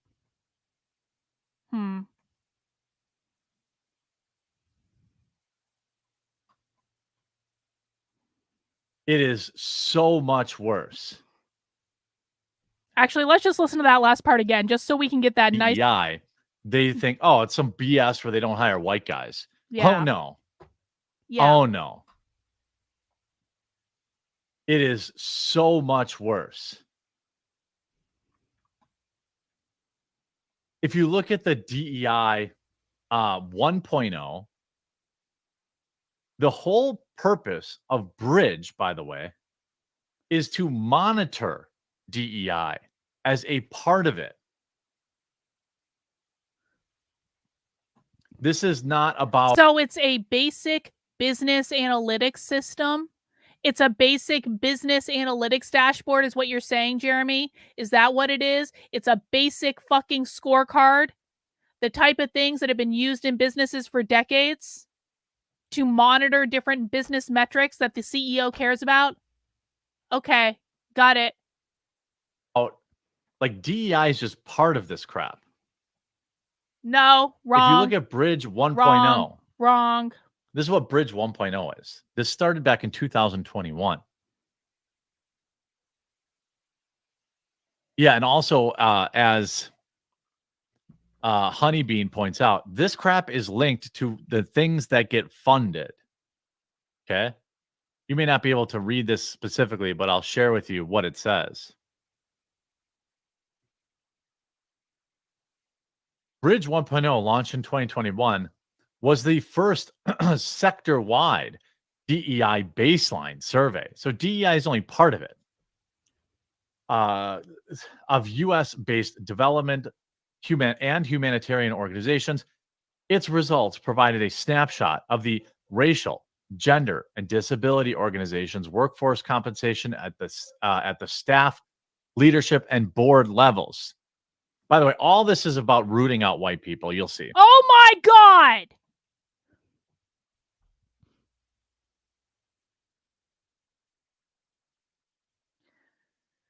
The Quartering, literally less than 2 minutes before this. Guys, we thought this was all about not hiring white people, but it's really so much bigger than that. 2 minutes later. This is just all about rooting out white people. Wait and see. This is just all, oh my fucking God. Yup. Jeremy, we thought you couldn't take us any further into the land of retardia, but you did, bro. You did. You found some sort of like hidden tunnel or something. We are going deeper into the land of retardia than we have ever been before.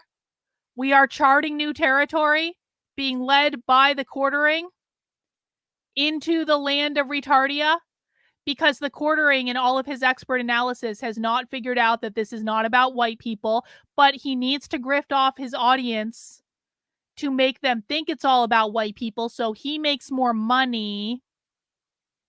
I would argue that he was not close at all. Maybe there was a brief flicker for like a moment where he was like, "You mean this isn't just about not hiring white men?" There was a brief flicker, but then he reined it right back in. He was like, "No, this is all about rooting out white people." Yeah. The retardia continues. But remember, guys, I'm the unhinged nut job. Remember, you guys have all just been taken in by an unhinged nut job who doesn't know what she's talking about. Yes, the land of retardia is a state of mind. It is. Well, yeah, this is true. Jeremy Hamby doesn't know this. The quartering doesn't realize that anyone can be considered white under whiteness because whiteness is not about skin color. Whiteness is about capitalism. You guys know this. I just want to say too, if anyone wants to, like, it is my birthday week, and so I feel like I'm entitled to ask for birthday presents. If you guys want to super chat the quartering when he's doing a live stream, and just remind him that you learned more about the left from this unhinged nut job than you've ever learned from him, please feel free to go. If you guys want to super chat him or comment and let him know that maybe he should actually do his research on the unhinged nut job, because the unhinged nut job is like literally years ahead in the understanding of this. You don't have to, but you can if you want to make me very happy. And when you do that, please grab a screenshot for me. I would appreciate it. Rottweiler says, people like Jeremy think that DEI, ESG, Bridge is the problem and not a symptom. And what's the problem? Dismantling capitalism from within. This is exactly right. It is honestly, it is mind-boggling to me, because like I started learning about this stuff in 2019. And I immediately dove into trying to reverse engineer everything because I wanted to figure it all out. My content and my understanding of the left has only gone up. It's only like gone up consistently since I started learning about this 5 fucking years ago. The quartering has been in this space way longer than I have. The quartering has had ample opportunity to do exactly what I did, to learn about it, to grow, to elevate the content, to educate other people. And what has he done? He is basically covering the same exact stuff that he was covering in 2020 when I was actually watching his content. His content has not elevated at all. He's literally just doing the same thing. Oh, how can people talk about the same goddamn thing for 4+ years without becoming smarter, without going more in depth, without like learning more about it, without getting bored? If I was covering the same stuff now that I was doing back in 2020, I would be fucking bored. And I understand I had a much bigger audience in 2020 when I was just learning and I was like doing this clickbait stuff because I was just using it as an opportunity to learn and just throwing stuff out there. I had a much bigger audience back then, but like my content is so much better now because I've gotten smarter and I've gone more in depth, and my audience reflects that. My audience may be overall smaller now than it was in 2020, but my audience is so much better now. I have like the smartest audience on the internet. How is it possible that someone can get up and do this every single day and not lose their minds with boredom just saying the same thing over and over again? And how is it possible that people can cover this stuff for years and not understand that DEI or ESG or Bridge or any other name they want to call it, because they have many others, it's a symptom of the problem.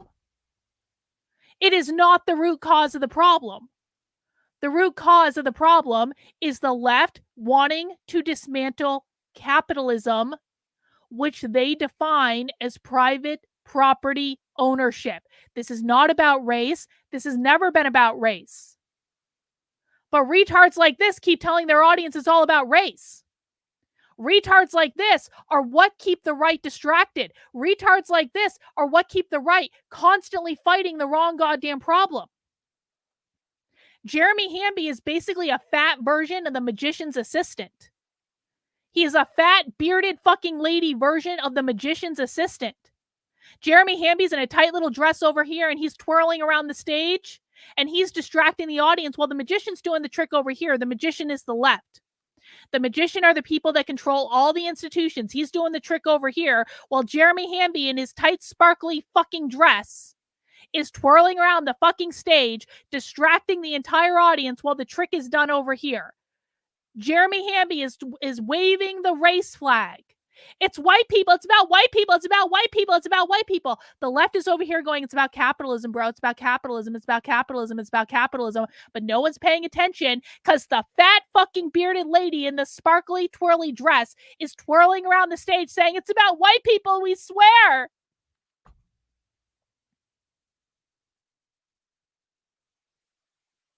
This is why the right loses. This is why the right will always lose. Because they lift up the stupidest possible people to teach them what's going on in the world. And while they're doing that, the left is over here dismantling our entire society. And Jeremy Hamby's like, Carly Borisenko is an unhinged nut job, and I just really hope she's on a better path in life. Fuck you. Ungoddamn believable. Ungoddamn believable.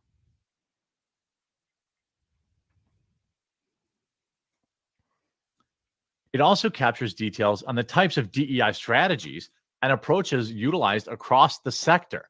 While the industry's DEI challenges span the globe, the survey focused on US-based headquarters, staff to both internationally to narrow the scope and acknowledge the complexity of looking at DEI on a global scale. Has Jeremy Hamby ever said the word capitalism when talking about this? Has that ever happened? Maybe he'll catch up someday. Appreciate the super chat, Milo. This is what they're highlighting as the problem spot, obviously. 84% of organization heads are white. 73% of leadership teams are white. 67% of board members are white. They're not even talking about gender. 4% of chief executives are BIPOC women. What? So white women no longer matter in the corporate scale. White women who run companies are just as bad as white men. It's Apparently. the same old recycled stuff for years and years and years and years and years. Same It's old so goddamn insane. thing. Yeah, white people are the majority of people in the United States. Therefore, they run the majority of the companies. What a shocker. What an absolute shocker that a country that's 60%, 70% white, 60 to 70% of white people run shit.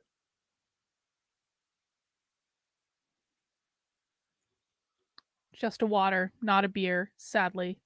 What Bubbly. a coincidence. There must be racism here, right? This must be a problem. This must be a problem. This must be a problem that needs to get fixed, right? This must be a problem that needs to be fixed.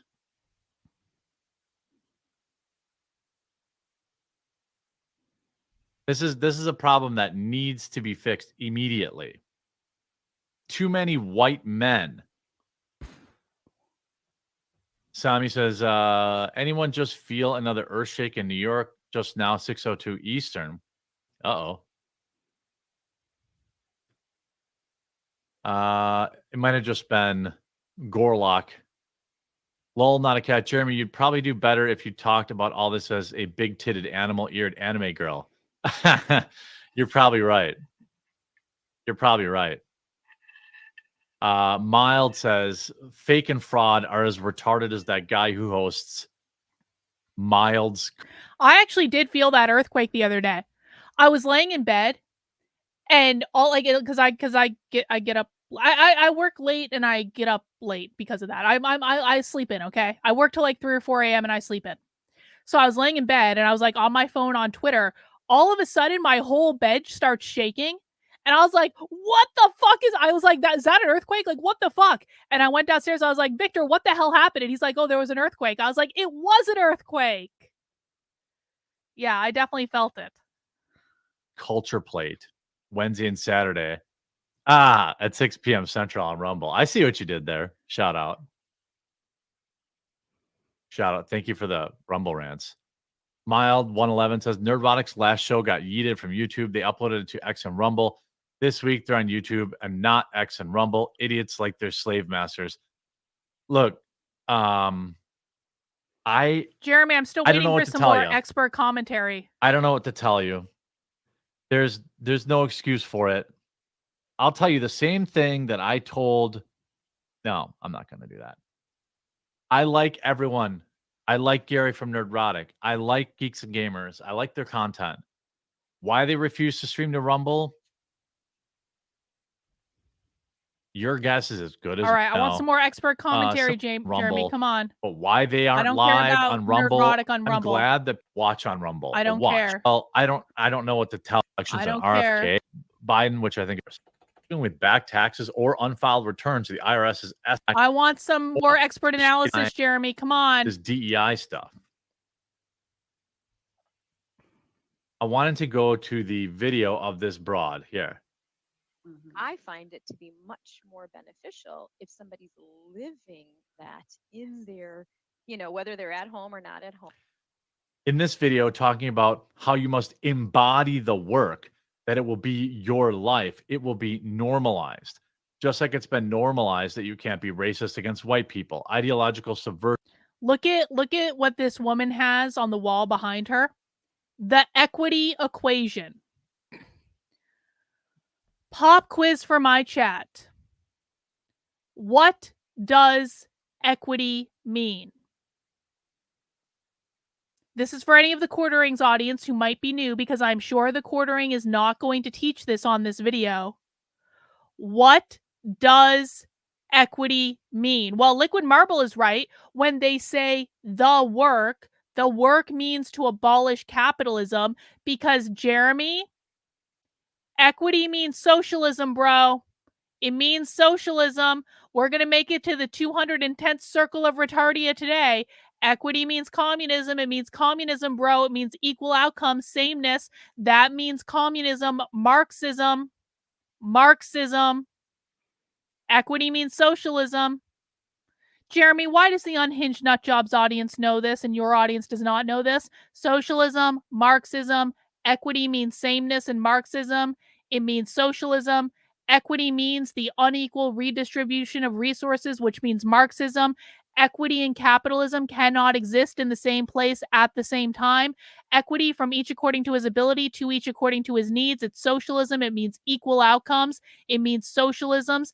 Equal outcomes. Equity means everyone has what they need. That's what they're teaching to elementary school kids, Jeremy. Why aren't you covering that? I cover that. Surely your content must be better than the Unhinged Nutjobs content, Jeremy. Did you know they're teaching that to kids at the UCLA School of Education in the elementary schools that are associated with the UCLA School of Education? Oh, you didn't? Because you don't bother to look into information before you run your fucking mouth on the internet, bro? Equity means socialism, communism, overthrowing capitalism, equal outcomes, sameness. Yes, I can blame him. I can blame all of them. Because it is his job. He has taken it upon himself to inform people. And not only has he taken it on himself to be an influencer and inform people, he has the gall to call me an unhinged nut job to his audience when I am actually the one out there that's going in depth on this stuff 6 days a week. So not only is he not informing his audience, but he is telling them that the people who are actually going in depth on this are unhinged nut jobs. It is his fault. I can expect better.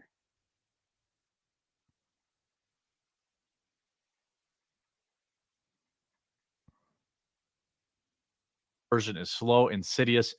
You won't even realize that you've been propagandized. Here's another clip. So this is the tweet that got my attention.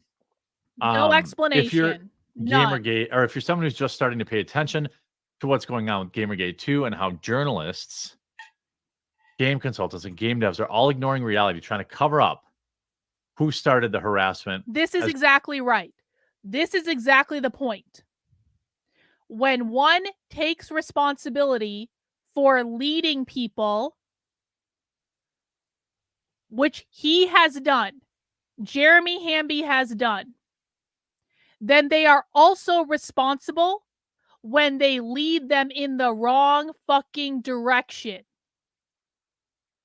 The reasons that normies or average people on the internet have no clue about what's going on is because people like the Quartering, who do clickbait, clout chasing content, misinform them all the time. And not only do they misinform them, they actively dissuade them from looking at people like the unhinged nut job who is showing people what's going on.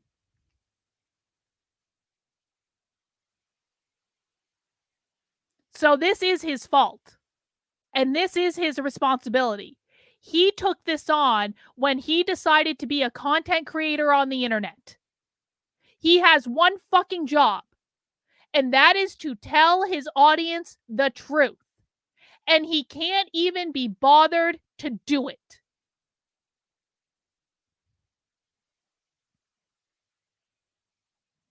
As well as cite the quote, "You can't be racist against white people. I see no discrimination here."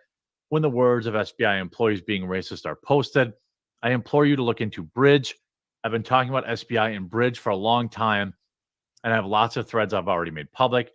SBI is not a scapegoat. It's not a symptom of the problem. They are an arm of the problem. This isn't about video games. This isn't a niche thing. Only He has a staff. He has a staff of people. I don't have a staff of people. I have volunteers who I'm very grateful for, but I don't have a staff of people. I don't have a fucking Rumble contract. I don't have any major outlets supporting my work.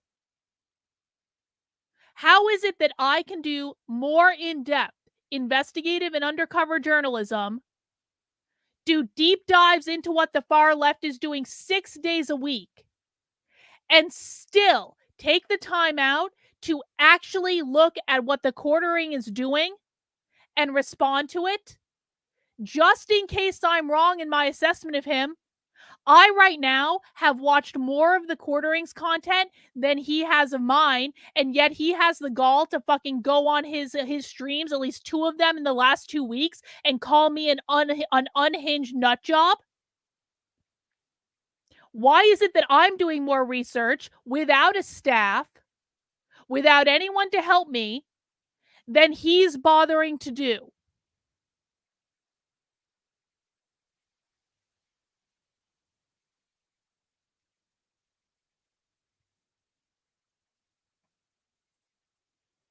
certain people care about. It's all-encompassing issue, and they want to make it so you can't escape the principles of DEI. DEI has existed for decades, long before any of us were. Why do I care so much? Why do I care so much? I wouldn't care at all if he hadn't gone out of his way to call me an unhinged nut job twice in the last 2 weeks. That's why I care.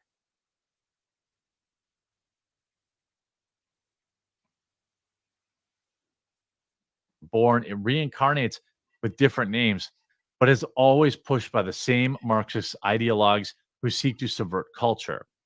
This is being pushed in video games, comics, in movies, in music, in corporations and brands you can see or buy every day. Did you think it was weird that the United States and Canadian governments were getting involved in something as, quote, niche as video game drama? It's not. The time for strife has ended, and the time for normalization has come. Larry Fink said they must force behaviors. And that's exactly what they're doing. Here's the CEO of Bridge telling you directly how they operate and what their goals are. That Bridge is an acronym for belonging, representation, inclusion, diversity. The G is the gap in all of those things, and then the E is equity. And our mission is really about... They can't even do acronyms right, but they want to tell us how to live our lives. They're literally not telling you how to live your life, bro. That's not actually what's happening, but okay. Moving the narrative of DE&I away from philosophy to operationalizing inclusion as a business practice. So our North Star is that. What Bridge is, because Jeremy's not going to explain this, but I already know this because, again, I'm an organizational psychologist. I worked in corporate America for like 10 fucking years. What Bridge is a fucking dashboard. That's all it is.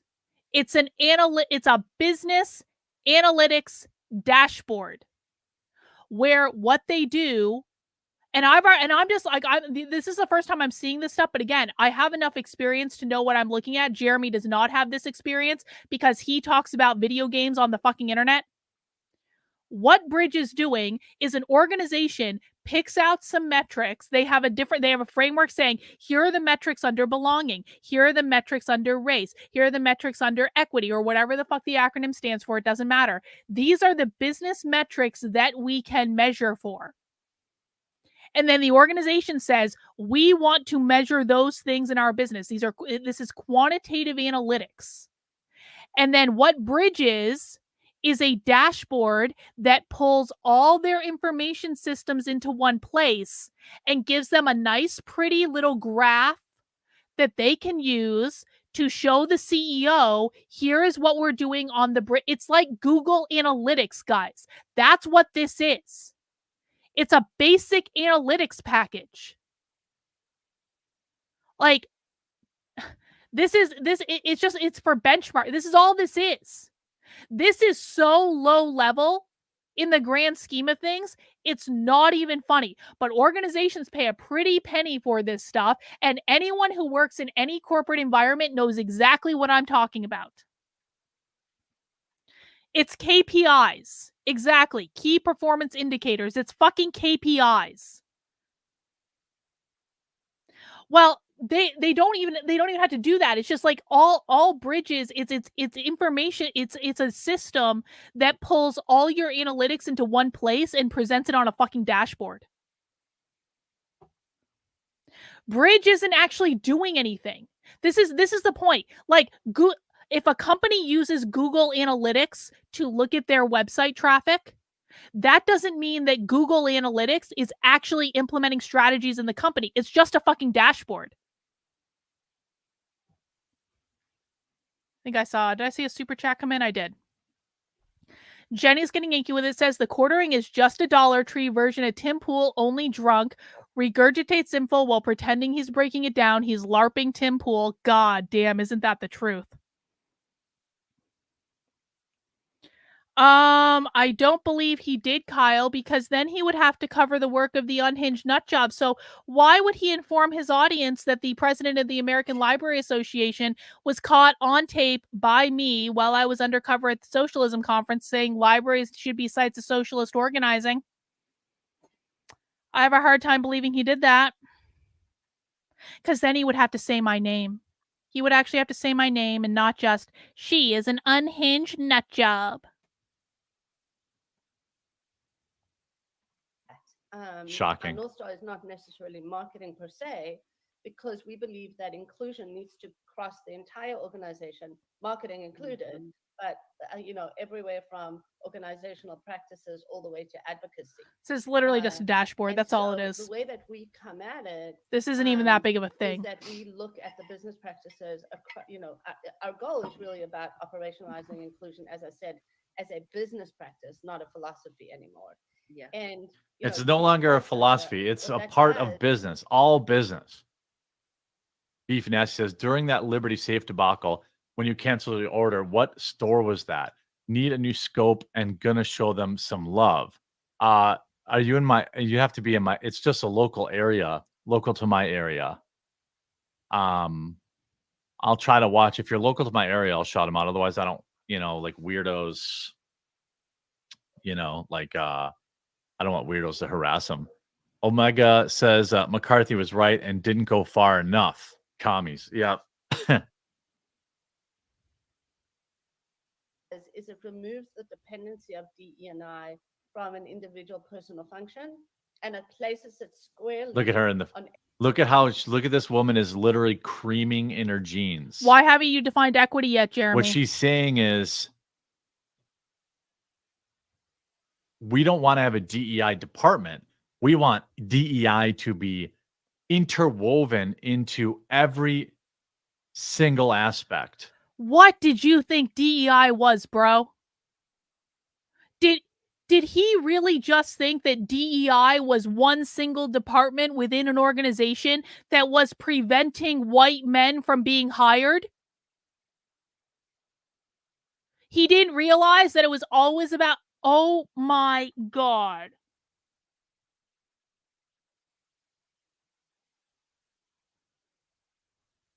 This just gets more and more and more stupid.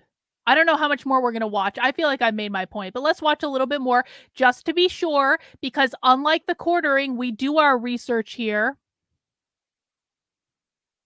Of the company, of life. Watch this woman's face.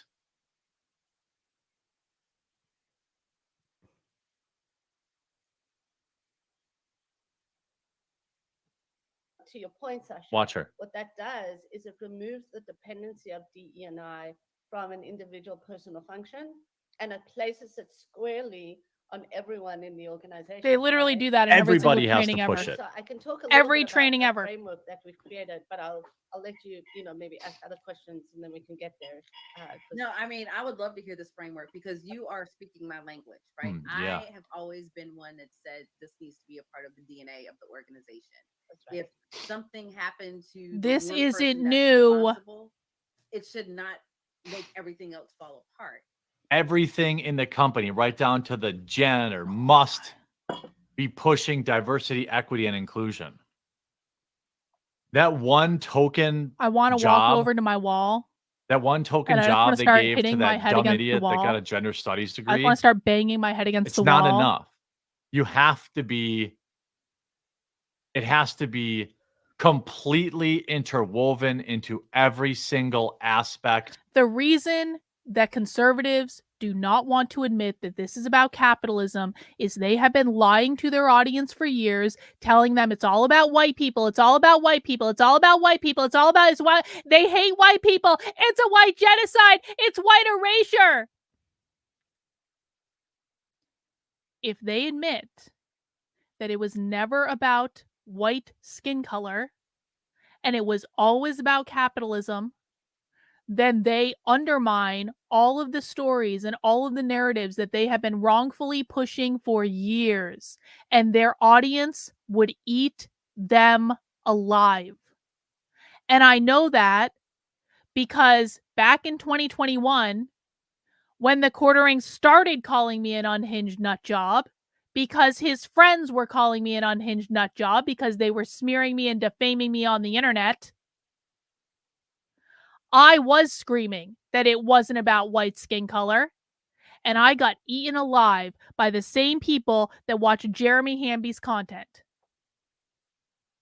If they ever admit it's not about white people, they will get eaten alive by their own audience, and they would lose a lot of money, and they would lose all their internet clout, and they know it. That's why.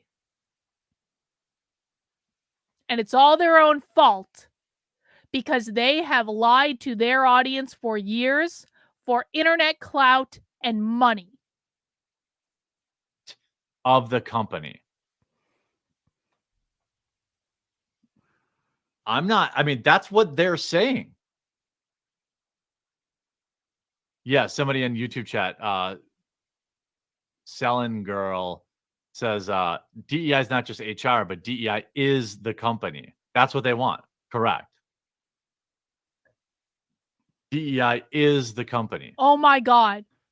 You mean DEI is not just in HR?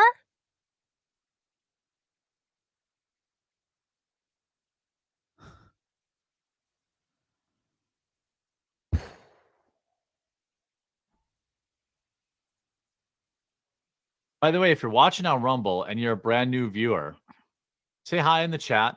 I know Friday night streams are they're a little shorter, a little more chill, but I hope you're enjoying. I'm going to stream on Saturday to try and find some people looking for. Yes, for people who might be new and maybe you're watching this content because I'm talking about the quartering and maybe you one time believed the quartering, please come back tomorrow and we will be talking about actual socialist trainings and actual Marxist trainings, and I'll show you what's really going on. I will show you things the quartering has never shown you before. And if it sounds boring, you're like, I don't want to sit around and watch a DEI training. It is so much better than what Jeremy Hamby's doing. It is so much better. Like, my audience will, like, anytime I do videos like this, my audience is begging me to go back to socialism and leftist content because it's so much better than watching conservative influencers try to struggle their way through this content that they refuse to understand because they're not smart enough to do it. So come back. We'll show you what's going on. If you want to see, if you want the real stuff, and it's far scarier than anything that he's talking about. Again, we're like up here in terms of the content that we're covering. The quartering is like, the quartering's not even in the fucking screen. The quartering's not even in the shot. The quartering is so low level right now with this stuff. This is like, the quartering is basically like in preschool. And we're like, we're doing like college level stuff, man. And it's so much more interesting and it's so much more cringe and it's so much worse than anything that you can possibly imagine. But I was just thinking this, Prometheus. This is actually good. It's important for us to know how retarded the influencers are. Every once in a while, we just have to remind ourselves why we don't watch these people, because they don't know what they're fucking talking about. And it's like, this is like going to college level classes every day for years, 6 days a week for years. And then you have to go back and you go to preschool. And you're like, what is even, like, I can't adjust my brain to even take this seriously.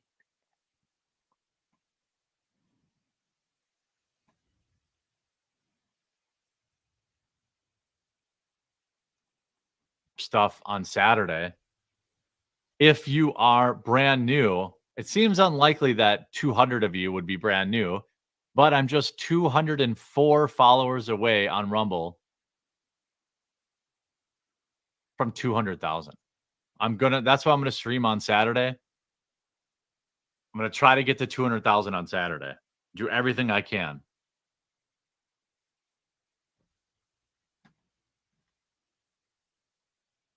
This guy has 200,000 followers on Rumble. And we wonder why they're so misinformed. And so one of the things that we're noticing right now is so many Sandman? organizations are letting go or cutting back the resources or funds to their diversity and inclusion offices, their chief diversity officers, etc. And people are just like, okay, so if that's gone, what else do we do? And it's like, it should be part of your DNA. It should be part of your everyday operations. Yeah, I mean, you aren't buying in enough of our more giveaways, Jeremy. I will do a giveaway, but probably this summer. You know, because I don't want to hear him talk about that. You're a part of, and it goes beyond your employees. Like, how is it impacting the industry that you're a part of? How is it impacting? So true, Patrick. Clients? You know, so people don't want to be and listen, guys, I understand that when you're informed, when you really know what's going on, it's really scary. I get it. But do you want to be informed, or do you want, like, do you guys, like, I sometimes wonder if it's worth trying to save things if this is what we're saving it for. Rottweiler says, we're in college level classes while Jeremy is in preschool learning to color, except he's shoving the crayons up his nose and eating glue. Rottweiler. So true. So true. So true.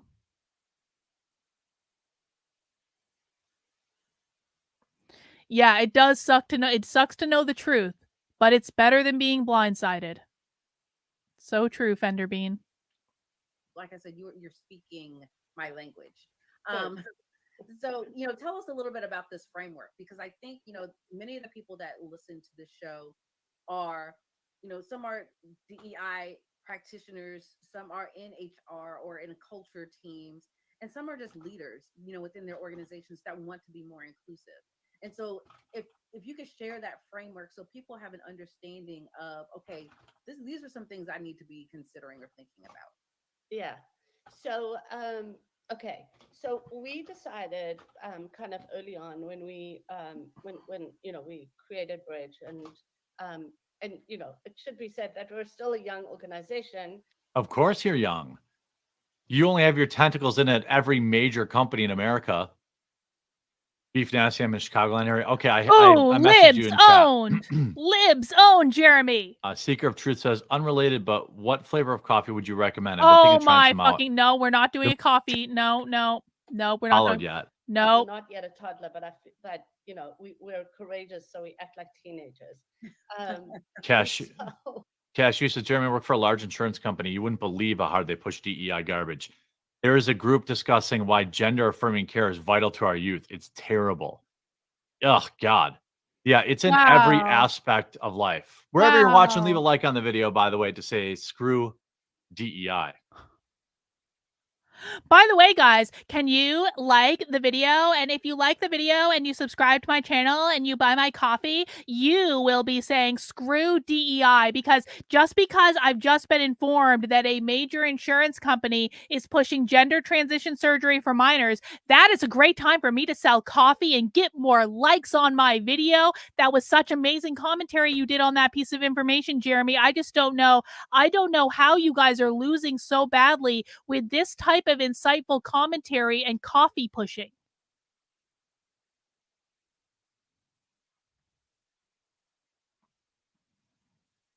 Wherever you're hanging out. Yep. Mm-hmm. Yep. True, Tatum. And so very early on, I was connected. So I had worked in a past project with an incredible professor of marketing at Emory University, Dr. Omar Rodriguez Villa. And I was talking to him when I was creating Bridge, and I said, Omar, what? Another liberal, middle-aged white woman ruining everything. Saying the health insurers are the worst. Yeah, somebody emailed me today. Jeremy thinks she's a liberal. Pop quiz for my chat. Is that a liberal? Is that white lady on the screen, or the black lady for that matter? Are those liberals? What do you guys think? Are those liberals? No. Wrong, Jeremy. Wrong. No. Those aren't liberals, Jeremy. Those are socialists, Jeremy. We know that, Jeremy, because we listen to their content all the time, Jeremy. And if you actually listened to leftist content and understood the language of the left, Jeremy, you would know that those are not liberals, bro. They're not liberals, but you got to sell coffee, don't you? But those aren't liberals, bro. These are true believers. These are radicals. These are communists. Those are not liberals. They're socialists. It's easy for anyone, literally anyone who watches my content for like a couple days to be able to identify this, Jeremy. You've been covering this content longer than I have, Jeremy. Why don't you know this, Jeremy? Why don't you know more than the unhinged nut job, Jeremy? We all know who they are, like, this is just like, God. Socialists hate liberals, Jeremy. They call them neoliberals. They think they're too close to capitalism. These are socialists. Yeah. Renan, you should sell your own brand of Unwoke coffee with shrooms so we can enjoy an out-of-body experience before the end. Also, they're Marxists. I don't want to sell coffee. I sell t-shirts and stuff. I don't want to sell mushrooms either. That's not legal where I live. I don't want to get arrested or nothing. But maybe someday. Maybe someday.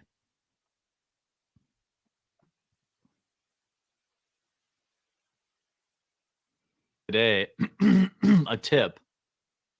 What company were they from? You'll see in a video. It's like I'll either tweet it out if it's like a short kind of thing.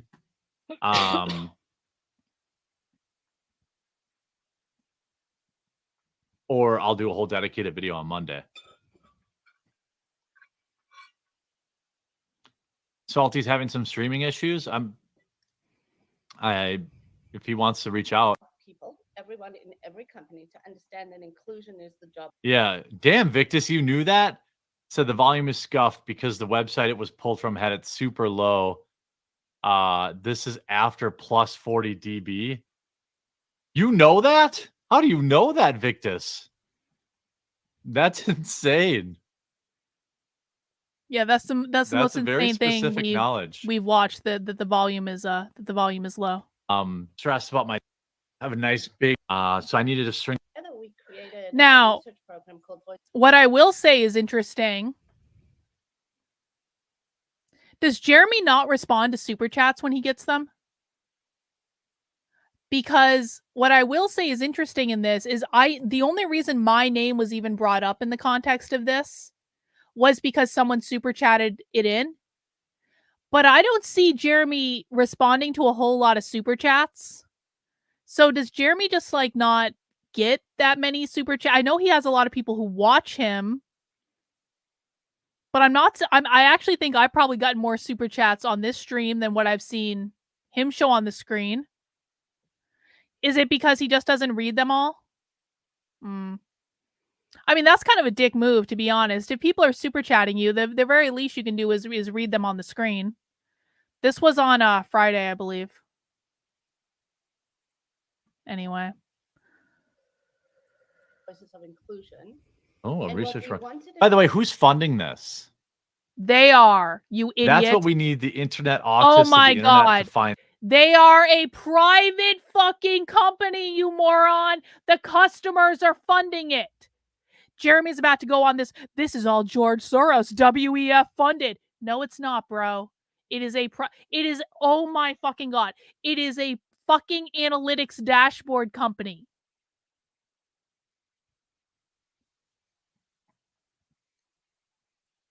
Find out who is funding this. The customers. This thing's got like, I mean, this has got to be. Mina, hope your dog's okay. Me too. I'm only nervous about. I wasn't nervous until they said that it might be that other. I'm sorry, I don't care about the dog. Yeah, China's probably financing it. Yeah. Oh my God.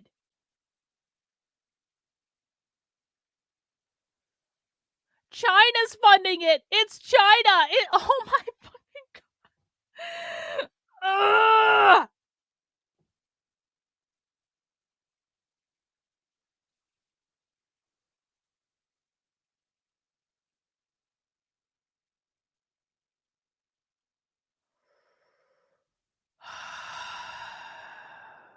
Because the weird thing is, at no point in here are they doing any fundraising. Am I missing it? Is there any like?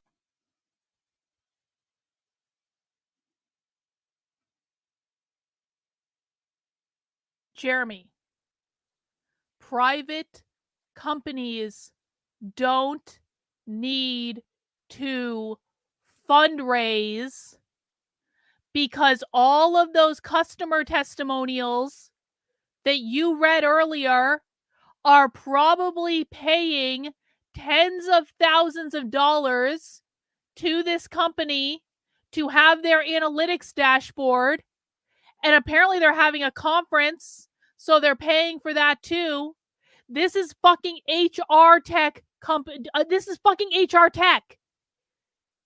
This is tens of thousands of dollars, if not hundreds of thousands of dollars, for a company to invest in. They don't need. This is not a this is not a nonprofit. Oh my God. HR tech companies are some of the most lucrative companies in the entire fucking space. And they probably do consulting on top of it. But what the customers are paying for is the analytics dashboard and the setup of the analytics dashboard, and then consulting on top of it, or training on top of it, or going to their private events. That is how they're being funded, you absolute retard.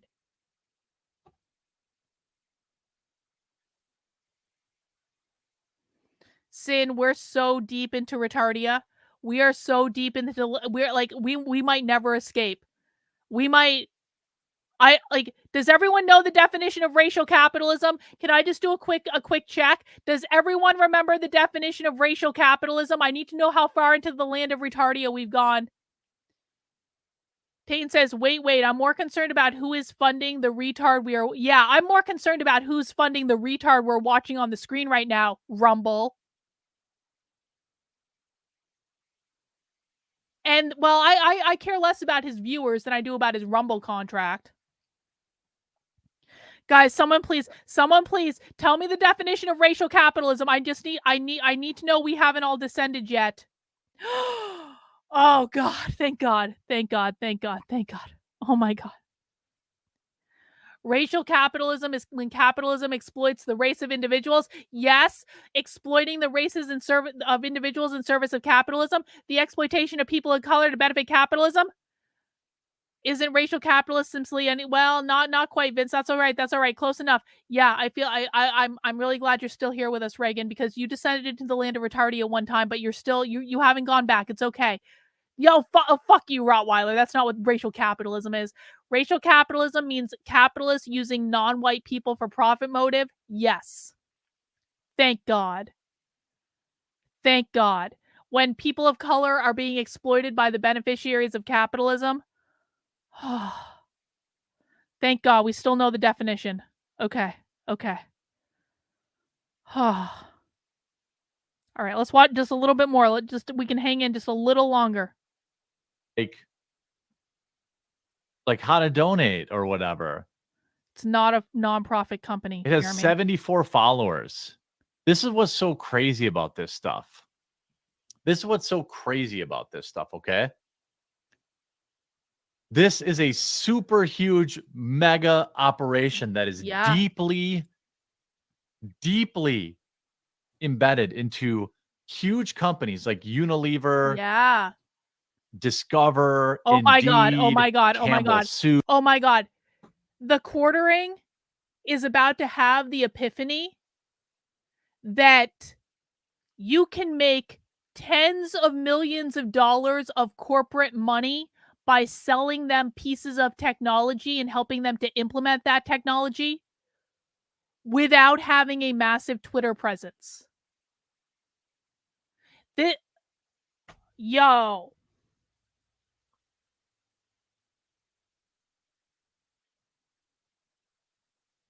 These people really believe that the only thing that matters in life is follower count. When what he does not understand is that you can be a highly successful HR tech company without even having a Twitter account, bro.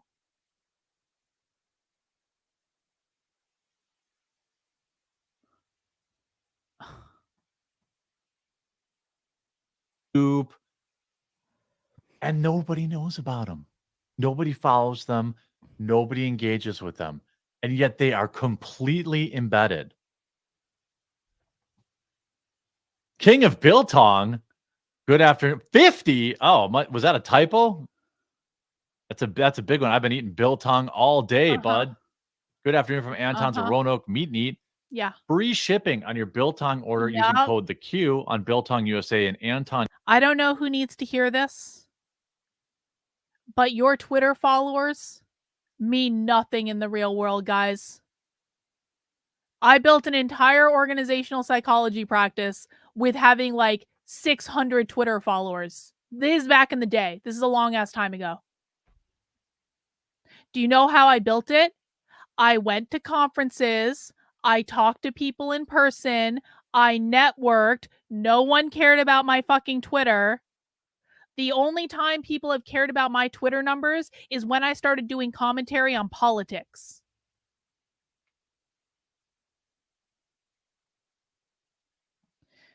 Jeremy, do you have any idea how many consulting companies exist that you've never heard of that make tens of millions of dollars, hundreds of millions of dollars because they don't have a Twitter account? These people really have no idea how the real world works. They have no idea. And that's why, that's why it is impossible for him to do commentary on this. This is why I look like an unhinged nut job to people like this, because I have real world experience and didn't just come along to fucking grift content on the fucking internet. Oh my God. I'm so depressed right now. This is so bad. On USA.com. Hard week receiving lots of retail stock. Have a great weekend. Cool. Yeah, my Biltong got here yesterday and I ate a whole bag already. I love it. I eat it every day. I really do. It's way better than jerky, in my opinion.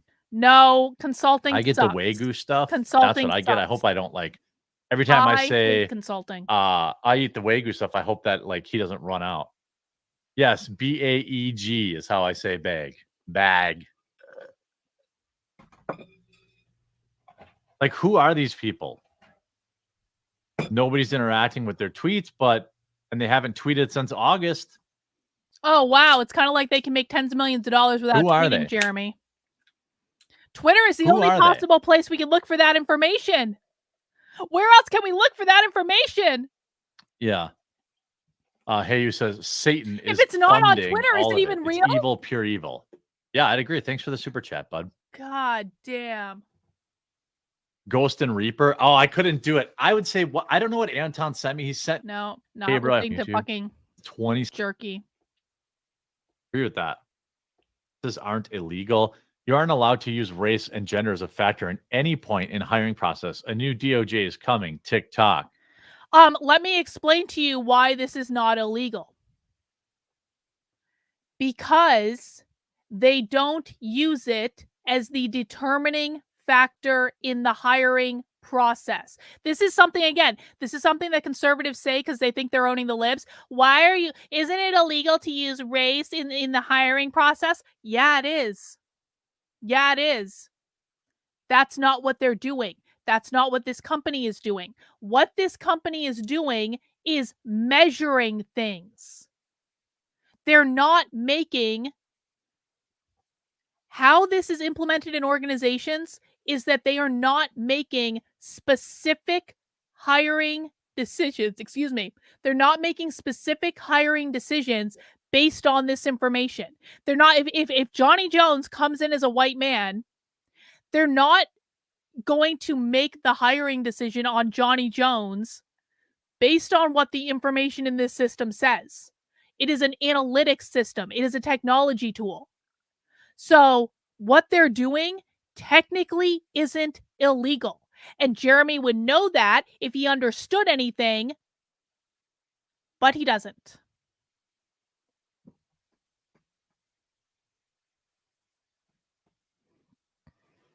Peri Peri's great. I didn't say it's bad. I just said I never heard of it.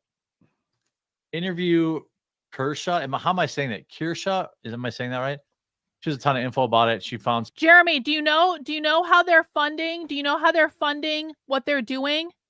They're selling tickets to their conference for over $4,000.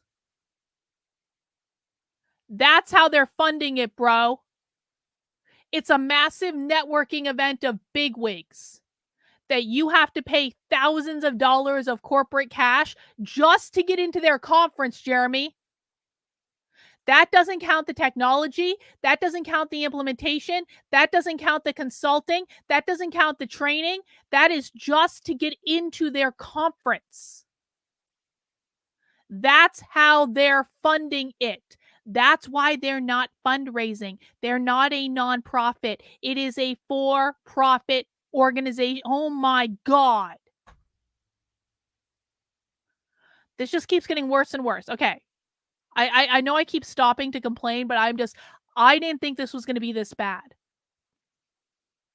I really didn't. I had no idea this analysis was going to be this bad. Why, Jeremy, why couldn't you find that on their website? You were literally looking at the conference website, bro. All you had to do was click into the registration information to find that information. Why couldn't you find that? I used to think the quartering was harmless, but the reality is their criminal ignorance is going to get us all killed. The same thing could be said of like every other conservative influencer ever. Stuff about investors too. Okay, I'll reach out to them and bring them on. 100%.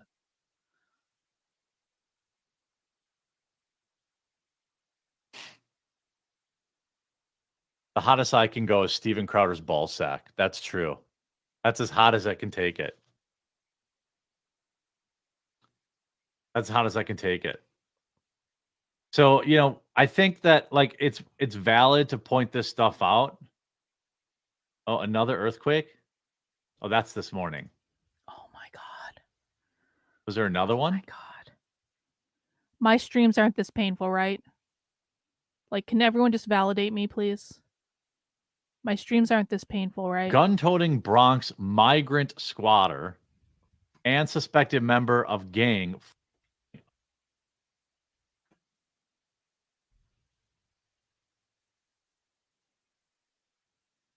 Oh, it was an aftershock. I don't see anything about money here. There was, by the way, Bridge 2024, May 5th through the 7th. There's still time. Should I register? Yes. Click on the link. Find out how much it costs. Find out how they're get funding tickets it. to their events. Do it. Do Oh, it. I have to request an invite. I can't just buy a ticket. Inclusion is good for business.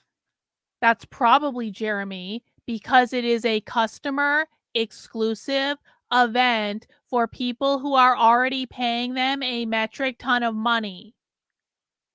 What's the agenda? The very first thing, board of directors lunch. That's a write-off. Then the directors meeting, then a party. So they get lunch, they have a 3-hour meeting, and then they have a party. Yes, because it's for their customers, Jeremy. This is nuts. This is oh my God. This is literally every corporate conference ever. This is every HR tech company does this. Every single one. What they do is they throw these big events. They bring their really high value customers in a couple days early. They pay for everything. They put on a whole big show for you. They roll out the fanciest dinner. Every bar is open. They've got all these entertainers. They've got happy. They want to keep their $100,000 plus customers like really, really, really, really happy. Or maybe the really big ones, you have to be spending over $1 million with them to get into the really private stuff. And then in the last couple days of the event, they open it up to like general, people to register, like just the lower level HR people, because it's really like the CEOs and stuff that they bring in for like the really big stuff. But like the lower level HR people, they get to come for the last 2 days. They don't get the really nice dinners or the really nice open bars, but they get a lot of good stuff. I've been to a lot of these conferences. They're really fun. You get a lot of swag.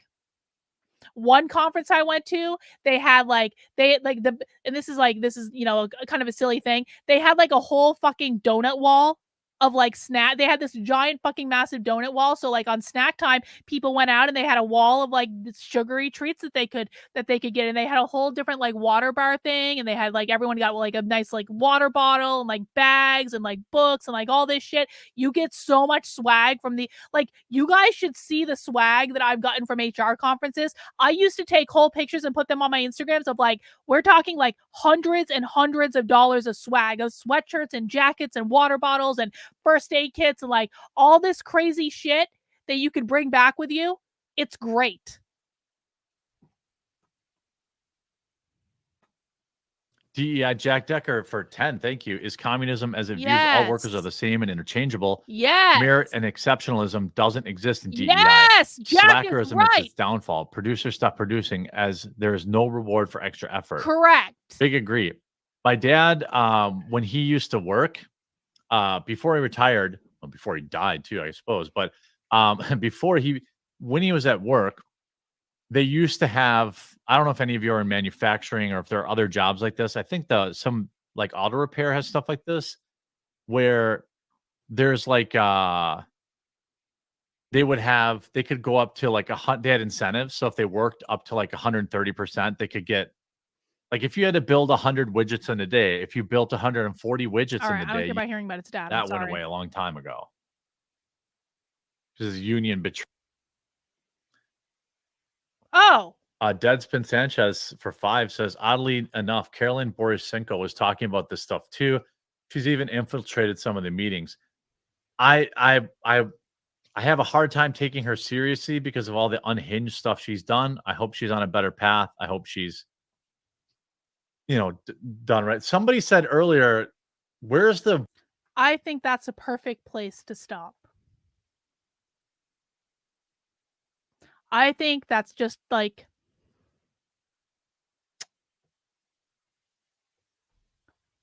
after we watched his expert analysis for a couple hours, after we already knew he's called me an unhinged nut job twice in the past 2 weeks on his streams and in his videos, after we watched that he has no fucking clue what he's talking about,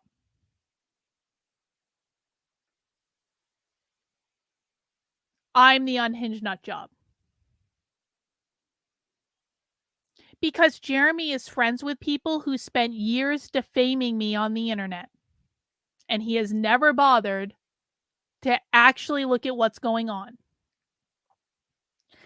The dead horse has been beaten enough. Well, guys, this is a nice place to wrap for the moment. If you guys would like to support my work, because I'm showing you things that Jeremy will never, ever, ever, ever, ever, ever, ever show you, and find real independent and undercover journalism that you can't find anywhere else, and find expert analysis that will keep you years ahead of people like the Quartering, head over to my Substack, which is Carlyn, KARLYN.substack.com. Sign up for $8 a month, $80 a year. You can support the work I'm doing. I'm now going to go take a little bit of a break. I'm going to go, beat my head against the wall many, many, many, many, many times over. And then we're going to come back in about an hour and 20 minutes to do Nothing Remotely Controversial. If you've never been to Nothing Remotely Controversial, please come tonight. I think we're all going to need a little breather. We're going to be talking about the news. We're going to be doing some psychicking. We're going to let our hair down. We're going to kick up our feet.